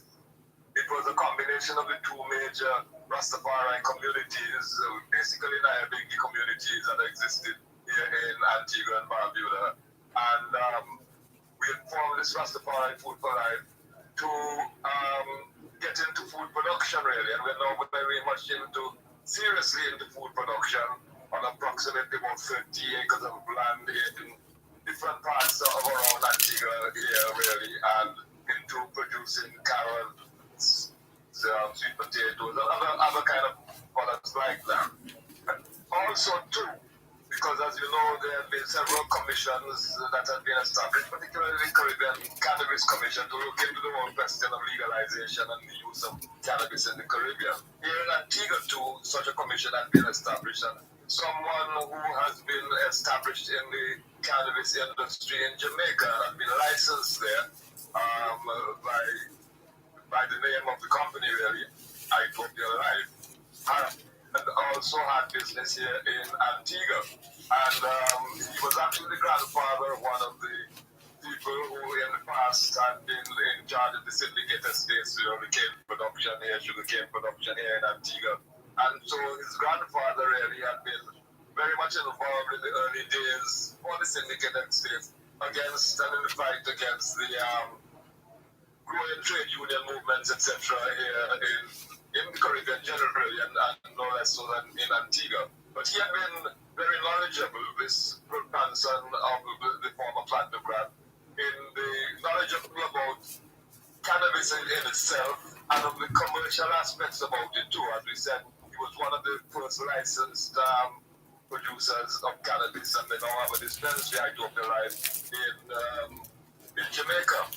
He had approached the Rastafari communities, really, and really had given us quite a lot of advice about the whole question of the commercial activity, the genetics of the herb, and so on and so forth.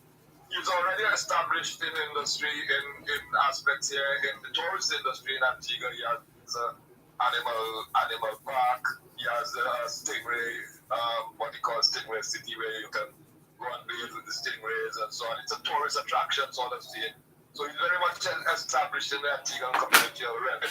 And his Utopia Life then was also registered here in Antigua. And he entered into, and in consultation with us, a memorandum of understanding that we wrote up to involve what, as they call it, a private public partnership arrangement. Of course, in the legislation and by the Prime Minister and the Cabinet's distinction and proposal, so Rastafari were going to be exempt from paying for the licenses to enter into the cannabis enterprise. So that was really our take in the joint company that we formulated, which involved I Hope Your Life as the main capital producer, providing much of the capital, and this is not insubstantial. It's quite substantial in terms of how legislation is arranged. You have to have your land, you have to have the security around it, fencing, and the cameras, and all the different things that really come up to quite a large capital investment. Our take in it was to provide in terms of association with I Hope Your Life was that we would be the licensee in the context and would not have to pay for a license outright. So in terms of how it was organized in this PPP, we'd also involve the government of Antigua through their holding company, which is called the National Assets Management Company. This NAMCO, as to use the acronym, holds 24% of the shares in what is now established as Grow Antigua Barbuda Limited. The Rastafari community under RFFL, the Rastafari Food for Life, we have 25%, and the 51% of the shares then accrue to the Ethiopia Life. So we have just recently gotten the license and are just about in the stage of rolling out the whole activity. We have connections with Ethiopia Life in Jamaica, and with some of the major researchers there in Jamaica, particularly, of course, Dr. Wayne McLaughlin, who, along with us, had made a very positive contribution, presentation, I might put it, to the Cabinet of Antigua and Barbuda, indicating the sort of activities that we'll be into in terms of the research in medicinal cannabis and the extraction of the cannabis oils, etc. Looking forward. So the stage that we have reached Yes. to, you know, I would like to say in terms of even Rastafari Yes. Food for Life that we have also Yeah, entered man. into The something with phones one are of the the problem at the entities station. here, and we have So, man, if you could have called me. we have gotten a Call loan me. from Yes. which we have now acquired a brand new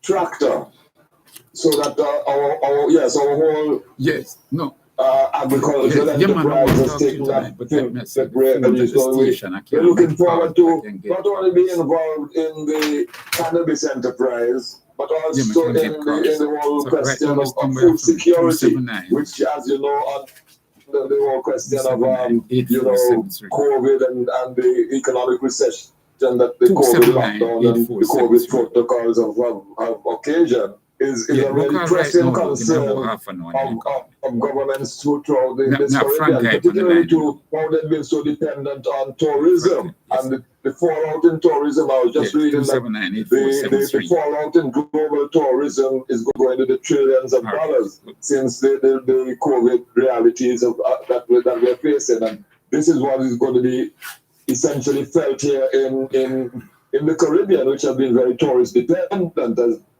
as I would appreciate, as one would appreciate. Yes. So that we are looking then at the rollout of the cannabis as one of the alternative industries that we have suggested from time immemorial that should be brought in to diversify the economies of these third world countries. And now that the stark reality of the fallout in tourism occasioned by the COVID realities, as we would call them, I think this is coming into a stark and sharp focus, no doubt.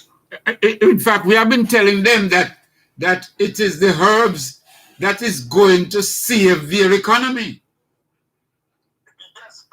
Yes, we never even need the pandemic for them to rivet that into them head. We have been telling them long time that we will always be in poverty because the depths. When you're talking about 60% of your GDP, your gross domestic product and earnings, 60% in some cases of some islands, 70% in some islands, that is what you have to be paying to pay off debts. You can't survive. It coming like every dollar you earn, before you even get the dollar, 70 cents take out of it.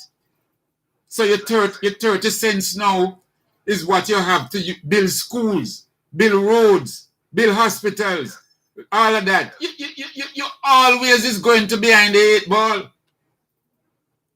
the 8 ball, inevitably. Yes. The thing about it too is that the nature of the tourist industry is such that it is geared to an external demand. It is a very volatile one. Anything can happen in these countries. A hurricane can pass across the COVID now, or whatever, and that can just dry up this demand for your tourist products.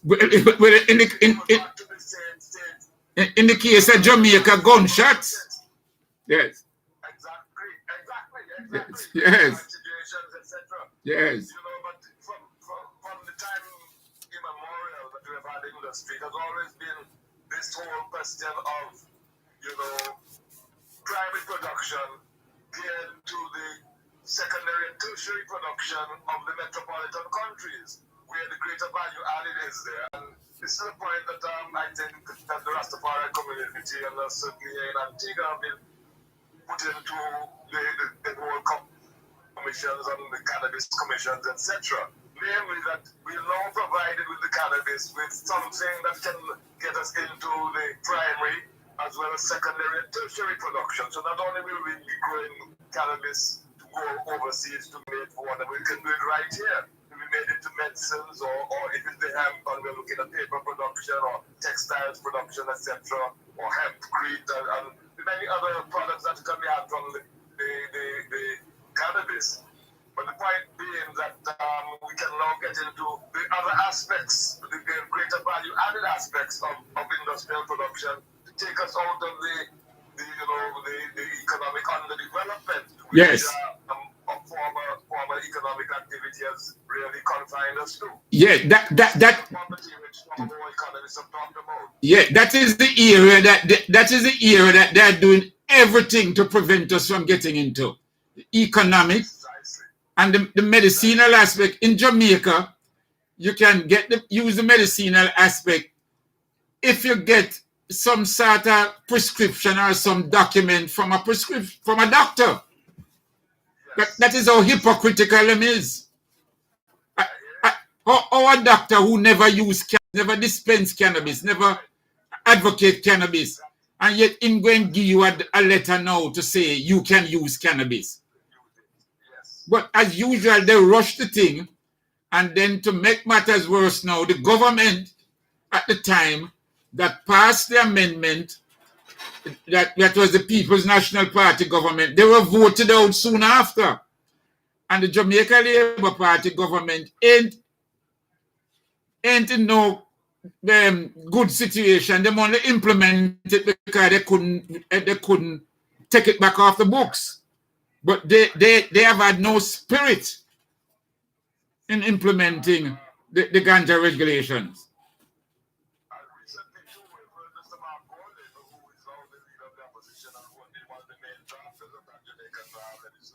Yes.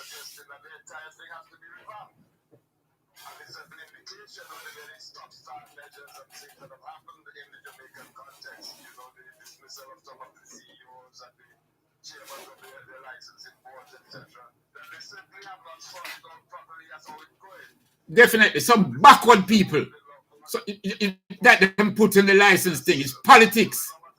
Politics them put them in. I have been involved in this thing well over 35 years. And enough of who them putting upon licensing board and chip. I never see them at a meeting, never see them at a march, never see them at a reasoning regarding ganja. It's straight political friendship that them put there, my brother. I can speak that with certainty. Them don't know a clue about herbs and ganja.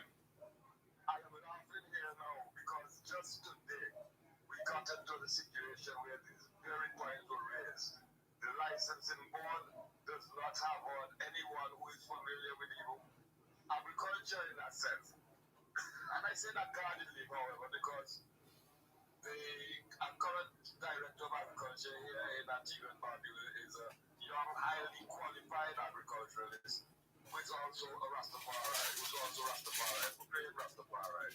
And in that sense, too, I myself have been at one stage appointed on the board.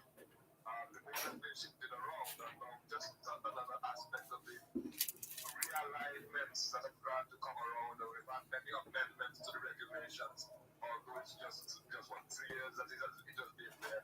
All an indication that the whole thing has not been properly found out.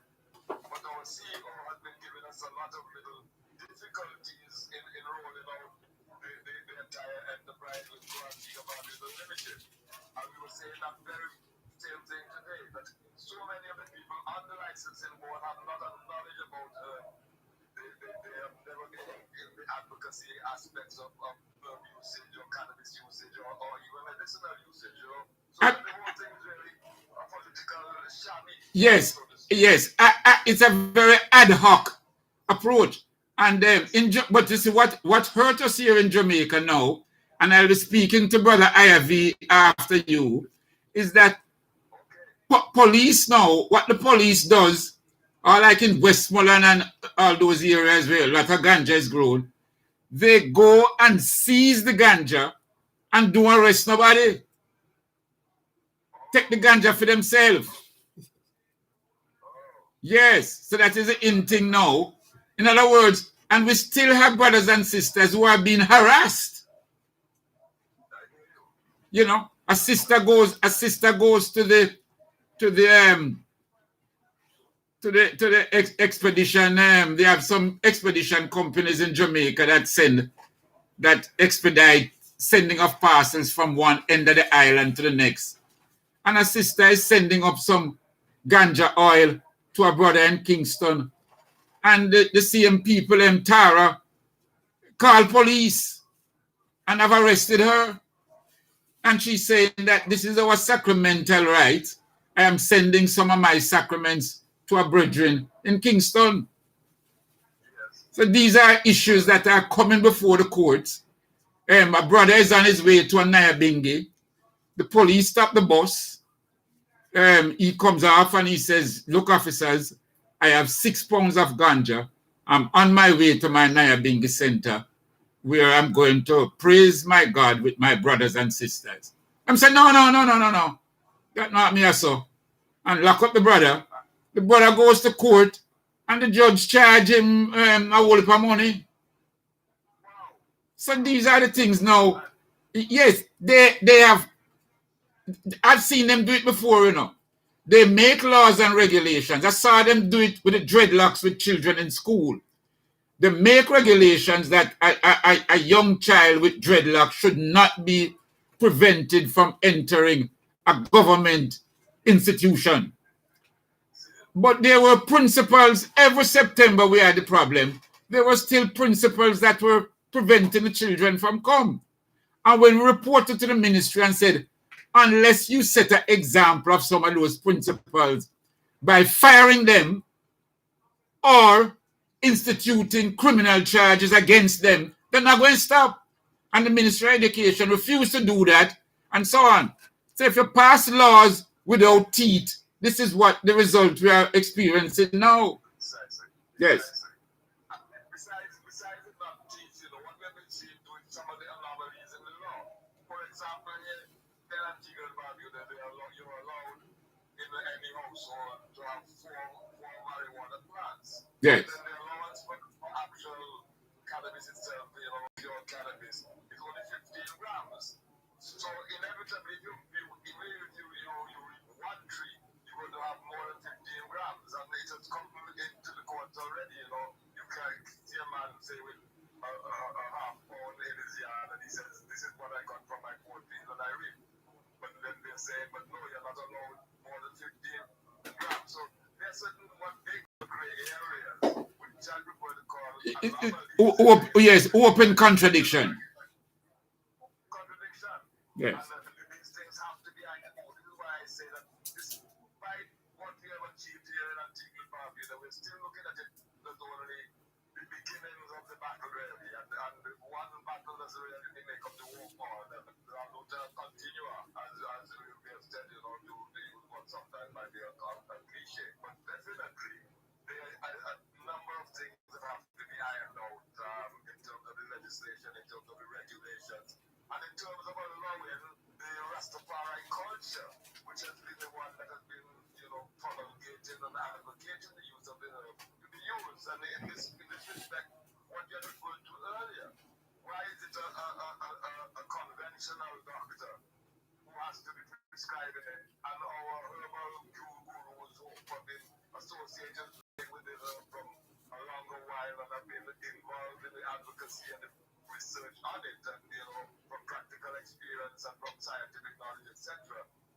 are not allowed to be able to prescribe it for patients out there also too, you know. So these are some of the areas that I think have to be cleaned up and tweaked really with the legislation. And as I say, Mr. Golden has already initiated that he thinks that the whole revamp of the situation and even the dangerous, so-called dangerous drugs.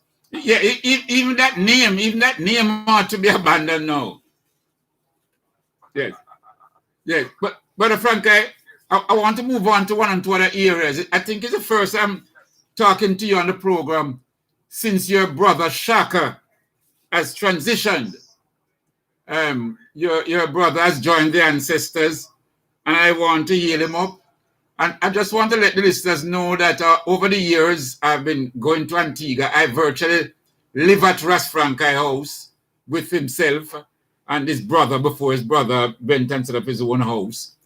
And his brother, Shaka, brilliant engineer, very brilliant. He has transitioned. And I gather that his ashes have been transported to Ghana. Yes, that is so, you know. One of his dearest wishes to take to the continent, you know, to travel to the continent.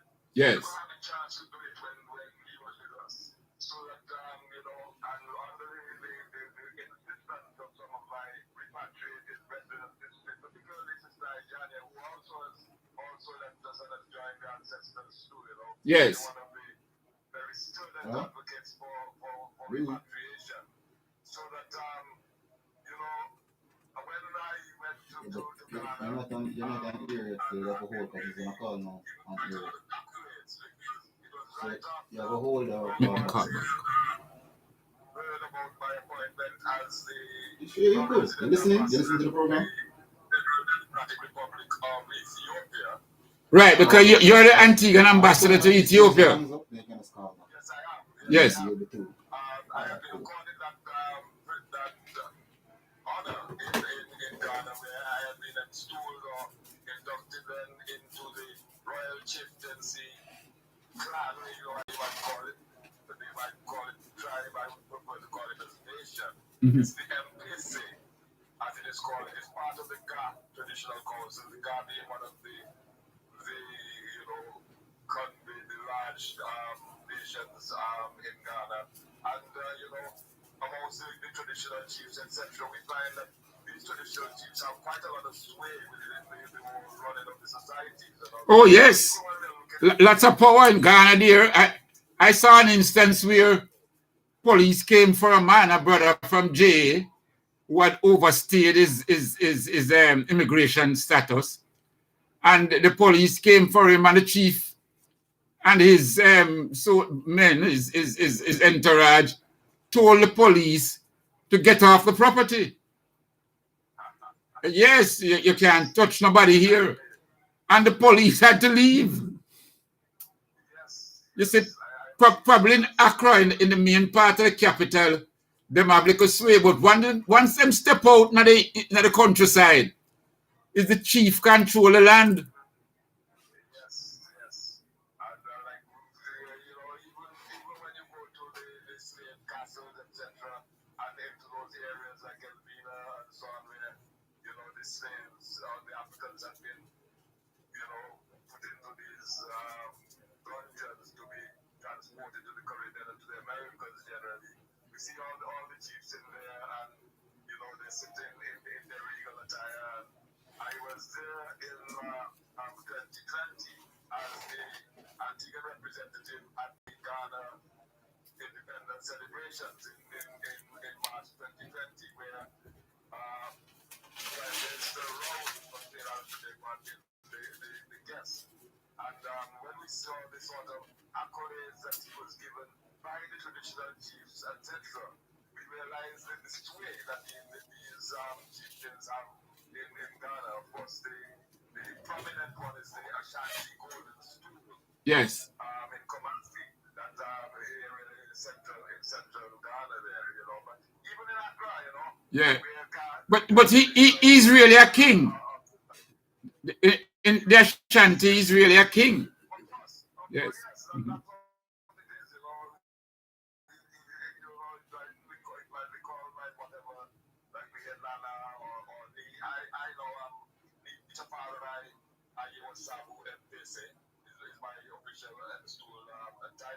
Okay. Repeat it for us.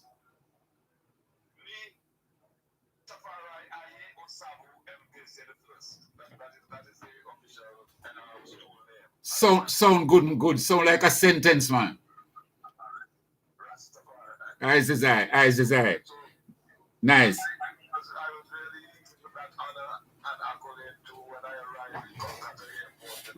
It is the Liability drums and the chants from the MPSA resident ancestors to meet me at Kolkata Airport in Accra there.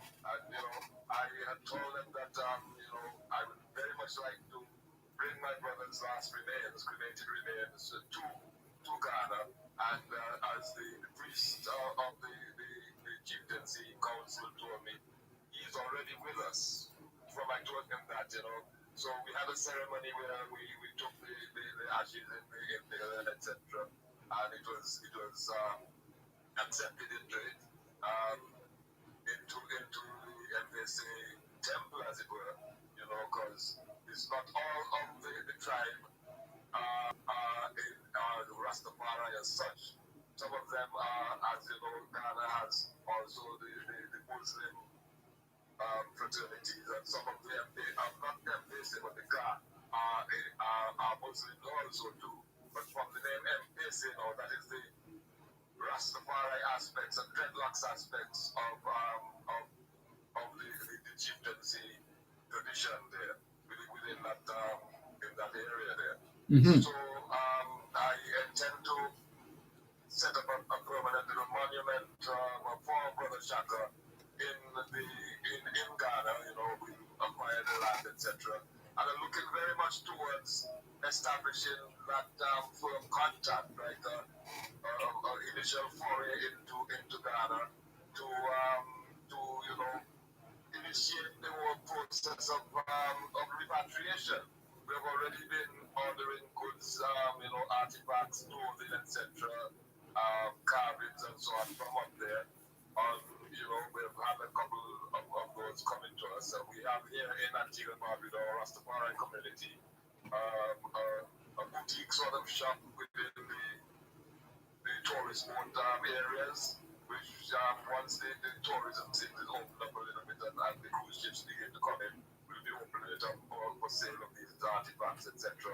in that space, so that we're establishing that commercial contacts and looking to really, you know, go up into Ghana on that serious basis to set up the foothold really to initiate further repatriations as they're going along.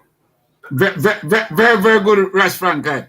The other area I want to touch on, because when I communicated with you earlier on today, you had just come out of a meeting with other brothers and sisters with regards to St. Vincent. If we are here and want to send any things to the brothers and sisters in St. Vincent, what's the best way to do it? This is some of the things that we're talking about. Since it broke, right, we've had some regular meetings of consolidated group, which, as we're saying too, you know, out of every dark cloud there comes a silver lining. Yes. And one of the silver linings there that we have seen has been certainly the coming together of a number of different Rastafari entities. So we had a joint sort of communication in St. Lucia particularly, because that was the island nearest to St. Vincent, through which things could be transported quite easily.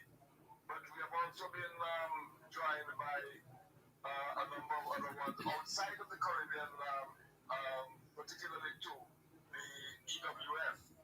So that our joint little committee as such, looking into relief, had been called, had not only EWF members, we had some biggie ones, we had others from the EADIC, the Bobo Shanti Brethren, etc., and communities there in St. Lucia, the EWF in Guadeloupe, and in London, too, and Toronto, you know, and others who are not necessarily affiliated to any particular mansion house or Rastafari enterprise, you know, but all of us together in terms of doing this thing. So we've been, you know, monitoring the situation in conjunction with our brothers and sisters on the ground in St. Vincent, you know, Sister Itisha, the agricultural scientist, Ras Bishai, who's an agriculturalist trained, etc. I'd planned to get in touch with Ras Oba. Yes, he's also been one on the ground down there. All right. He's been very involved in this entire thing too.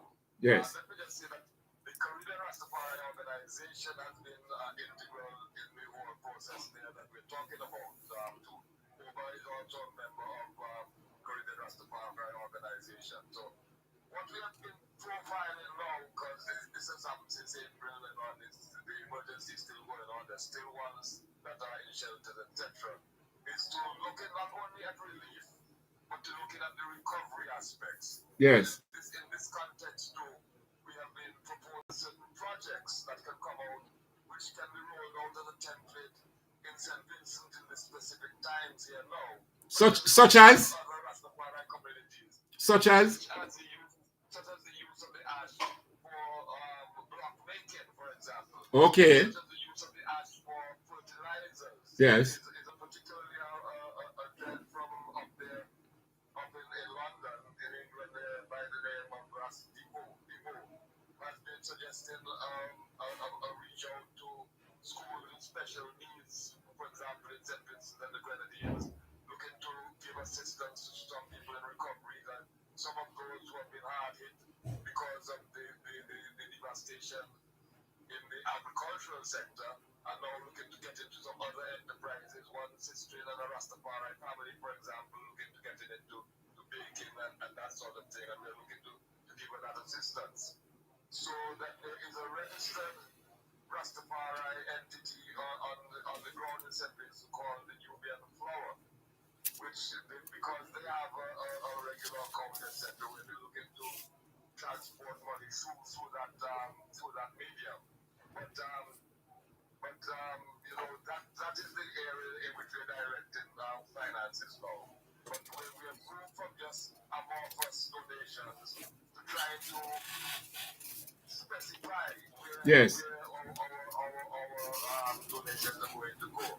So that one of the things that we made today was to make a special pledge towards the collection of the ash, because the collection and storage of the ash is the prime mover towards the other enterprises that we're looking to do with the ash, etc. You know, so we can definitely be in touch as to how and where to send it to.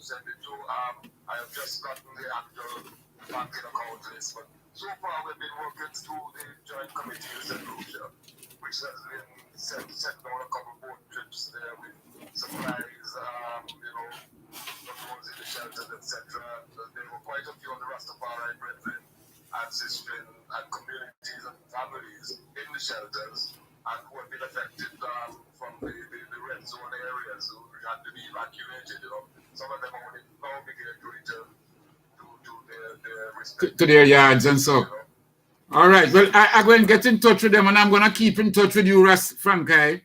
Yes, definitely. Nice. But I really give thanks for this reasoning, my brother. Really give thanks, and I'm glad to see that, you know, the fire of liberation and freedom continues to burn among Sinai in Antigua. Yes. And besides that too, you know, the connection with Africa too has become more pronounced.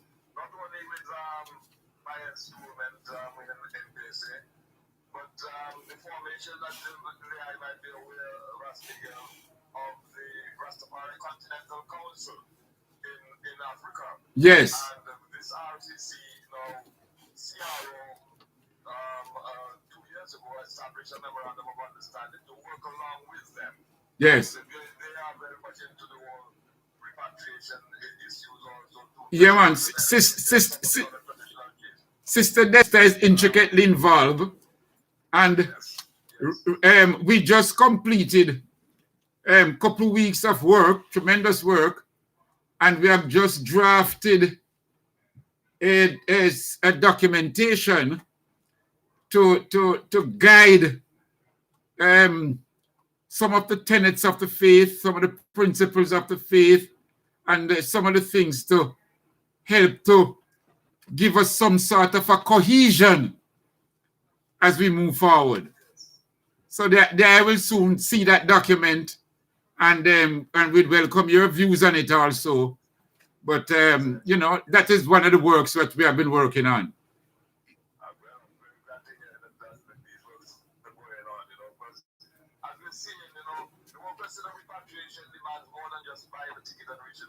Oh, yes, yes.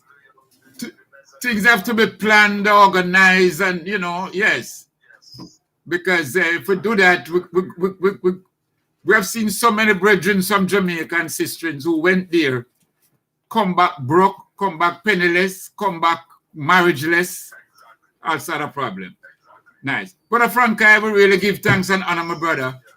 Black love, and we'll keep in touch. I'm very, very pleased, yes. Give thanks. To say that Jamon has suggested, been asking about the eye very much, you know. He says he's not been able to get in touch with the eye, and he's very much looking forward to touching base once again. I definitely give him my blessings and honor and love, yes.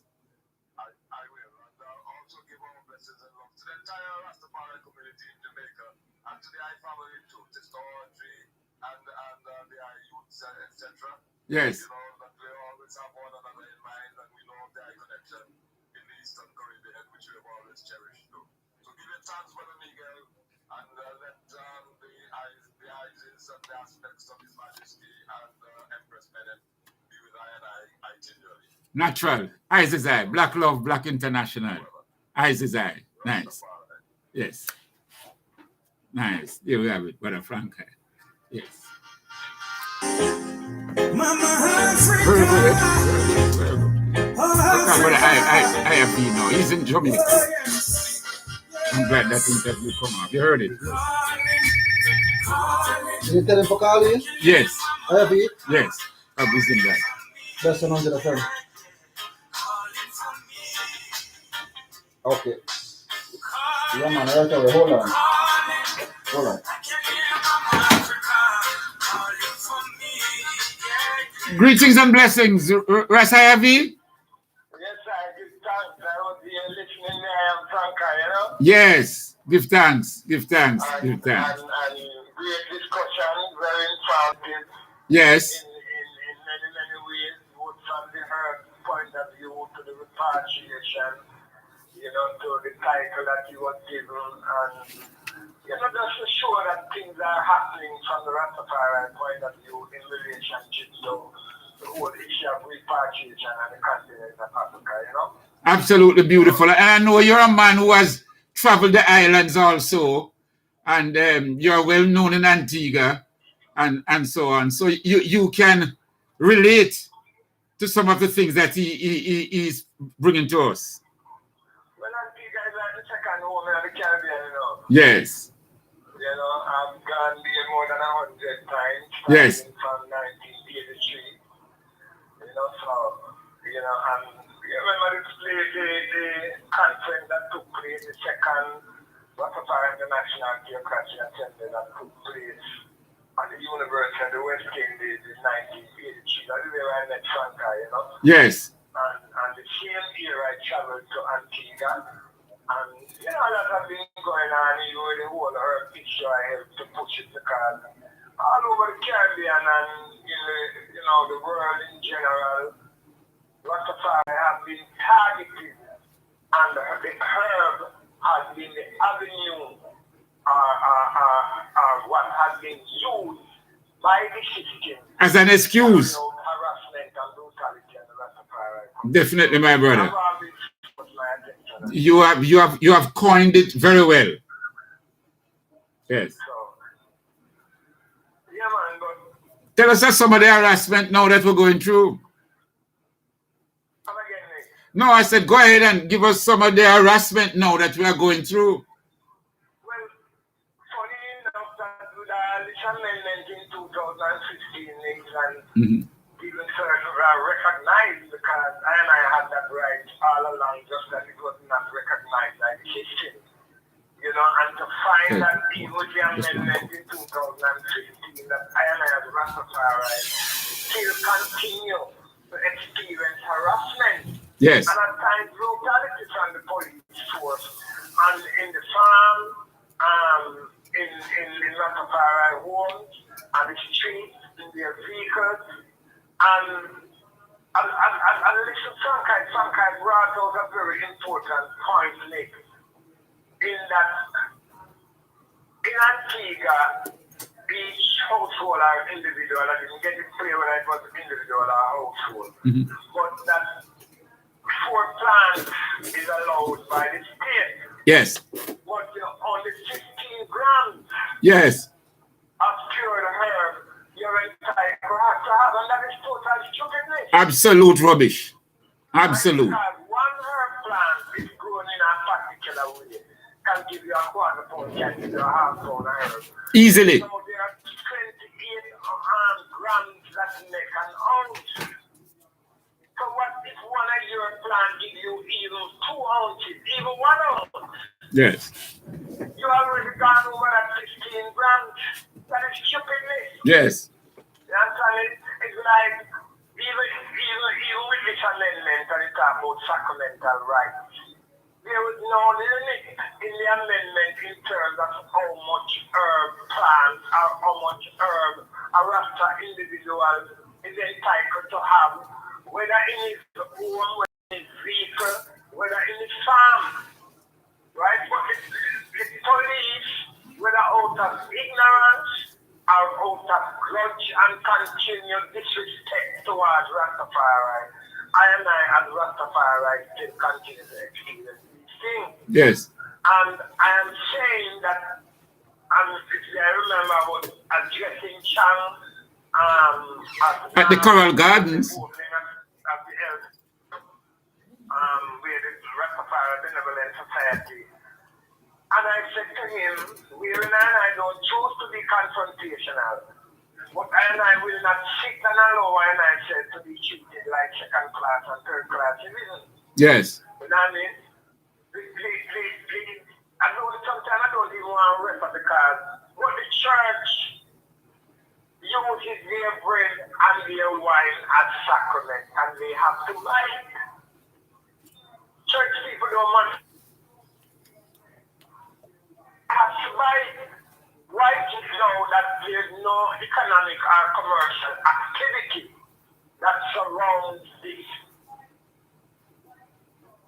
If the amendment says that we are free to grow herb and burn any amount of herb, but we're not free to deal within the Rastafari community, for example. If I am in Westmoreland, because Westmoreland grow good herb, and say, all right, and I have sacramental spaces in Kingston, I want to travel with 10 pounds, 15 pounds, 20 pounds of herb, so I be distributed among our community, because it's not every Rasta people that grow herb. Right. So is the amendment of the law is that the time has come that I and I have to join forces and make sure that those rights will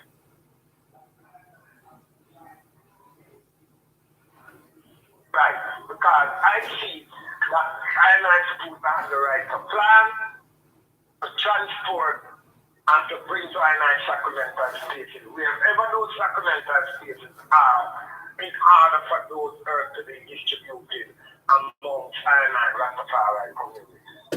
Absolutely, brother, but IRB. Time has run upon us.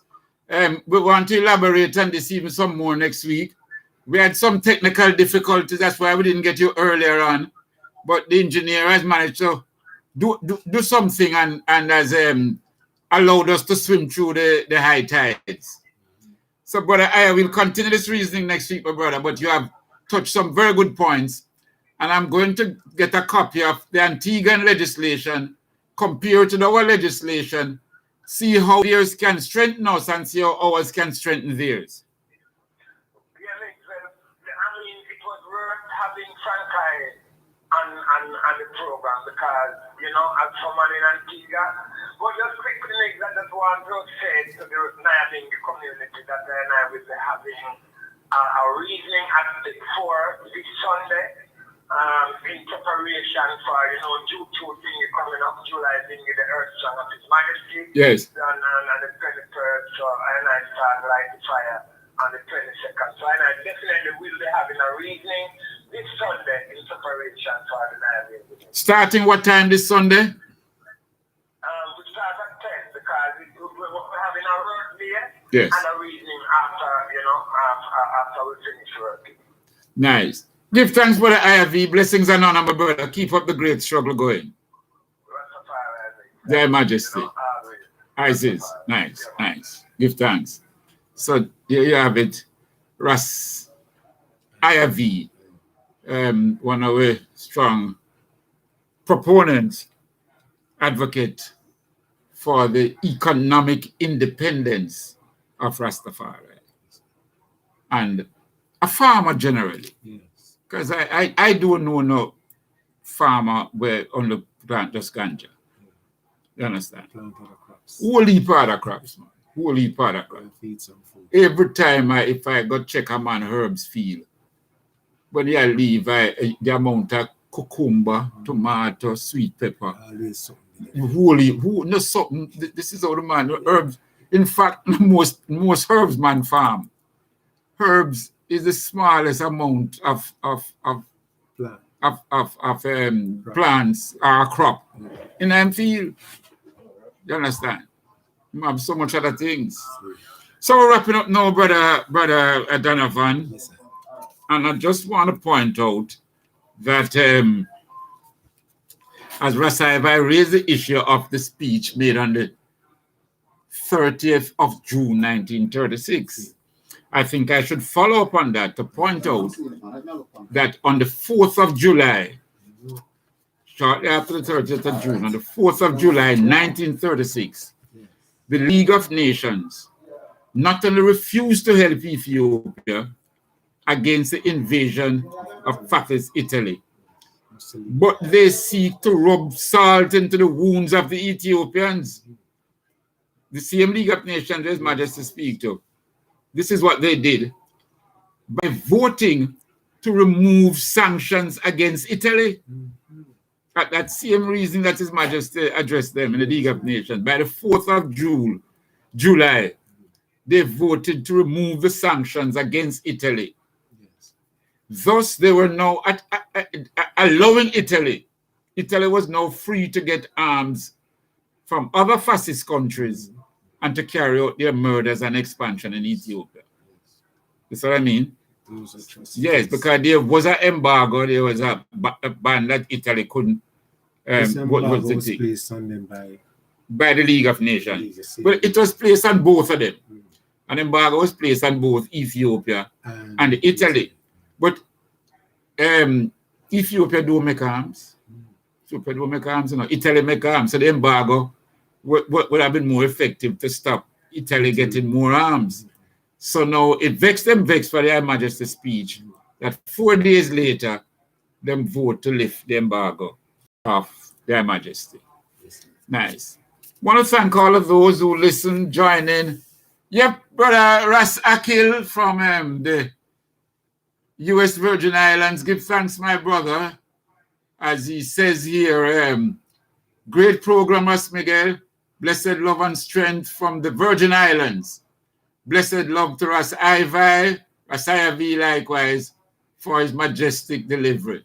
Ras Akil. Give thanks, my brother. Yes, anything you want to say quickly, my brother? Well, just to make myself and others aware that we have this thing called Delta, and I can recall that March 2020, we never have COVID or coronavirus here. I remember the first 3 cases, one was from UK. Somebody came to a funeral in 78 miles somewhere in St. Thomas there. Second one was from, I think, the US, somebody from the US. And the third one was from somebody from Trinidad. Those are the first 3 cases. We never had COVID-19 or in alias name in one name. Now it's the same situation we're facing here. Delta is around. It's not in Jamaica. It doesn't belong here. And we have ports of entry and exit. And there's a word called quarantine. Either self, then say home or state. Which one is more operative? I don't know. So big brain, think about that. Right. So please be careful, people. The pandemic is still exists and going around. It's still devastating in some countries. It's raging its head in South Africa a lot. So please continue to be careful. Wear your mask. Wash your hands regularly, you know, before you eat, before you do enough things, wash your hands. And you can't hug up yet. Give thanks, bitter sugar, as we move out of here.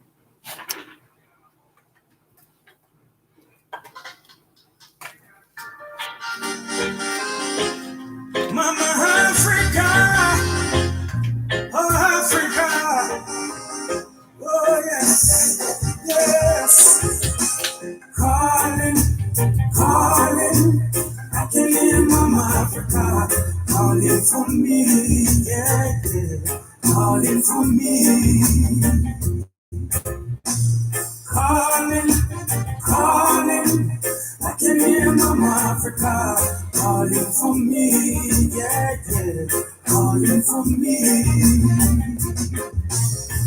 From the banks of the Nile, straight up to Jerusalem, I'm a son of the soil. My Africans, I'm true to them. I love my African nation. It's the origin of civilization. It has no limitation. Go live it with your spoil and now it's calling, calling. I can hear Mama Africa calling for me, yeah, yeah. Calling for me. The station that rules the nation from state to state, country to country. Mexican. We play the hits just for you. It is now 10 p.m.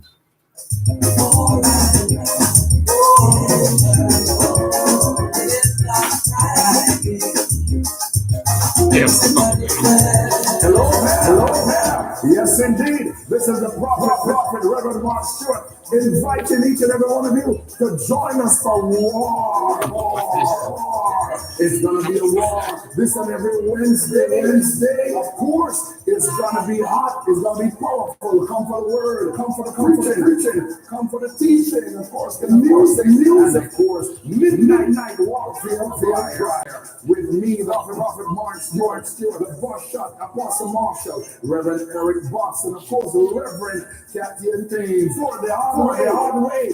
Join us every Wednesday night from 10 p.m. to 5 a.m. Come and join us. Will you? Sponsored by all our partners, our friends of the ministry. Will you join us? Yes, indeed. It's going to be powerful. This on every Wednesday, 10 p.m. to 5 a.m. We're going to link it to the bus, darling. Link it to the bus, darling.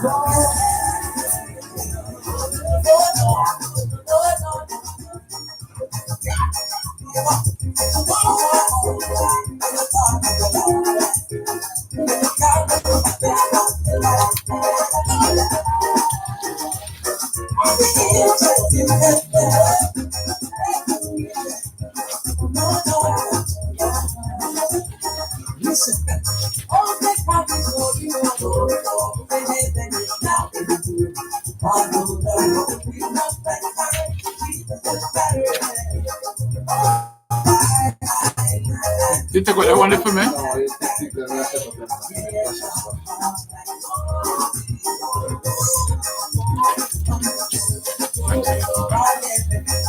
We did well, eh? We did well still, eh?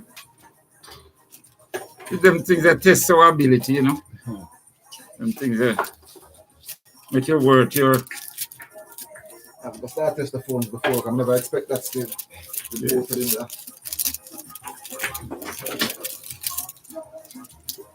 Yeah, so put in an application for a razor pay. Well, Mr. Sharp.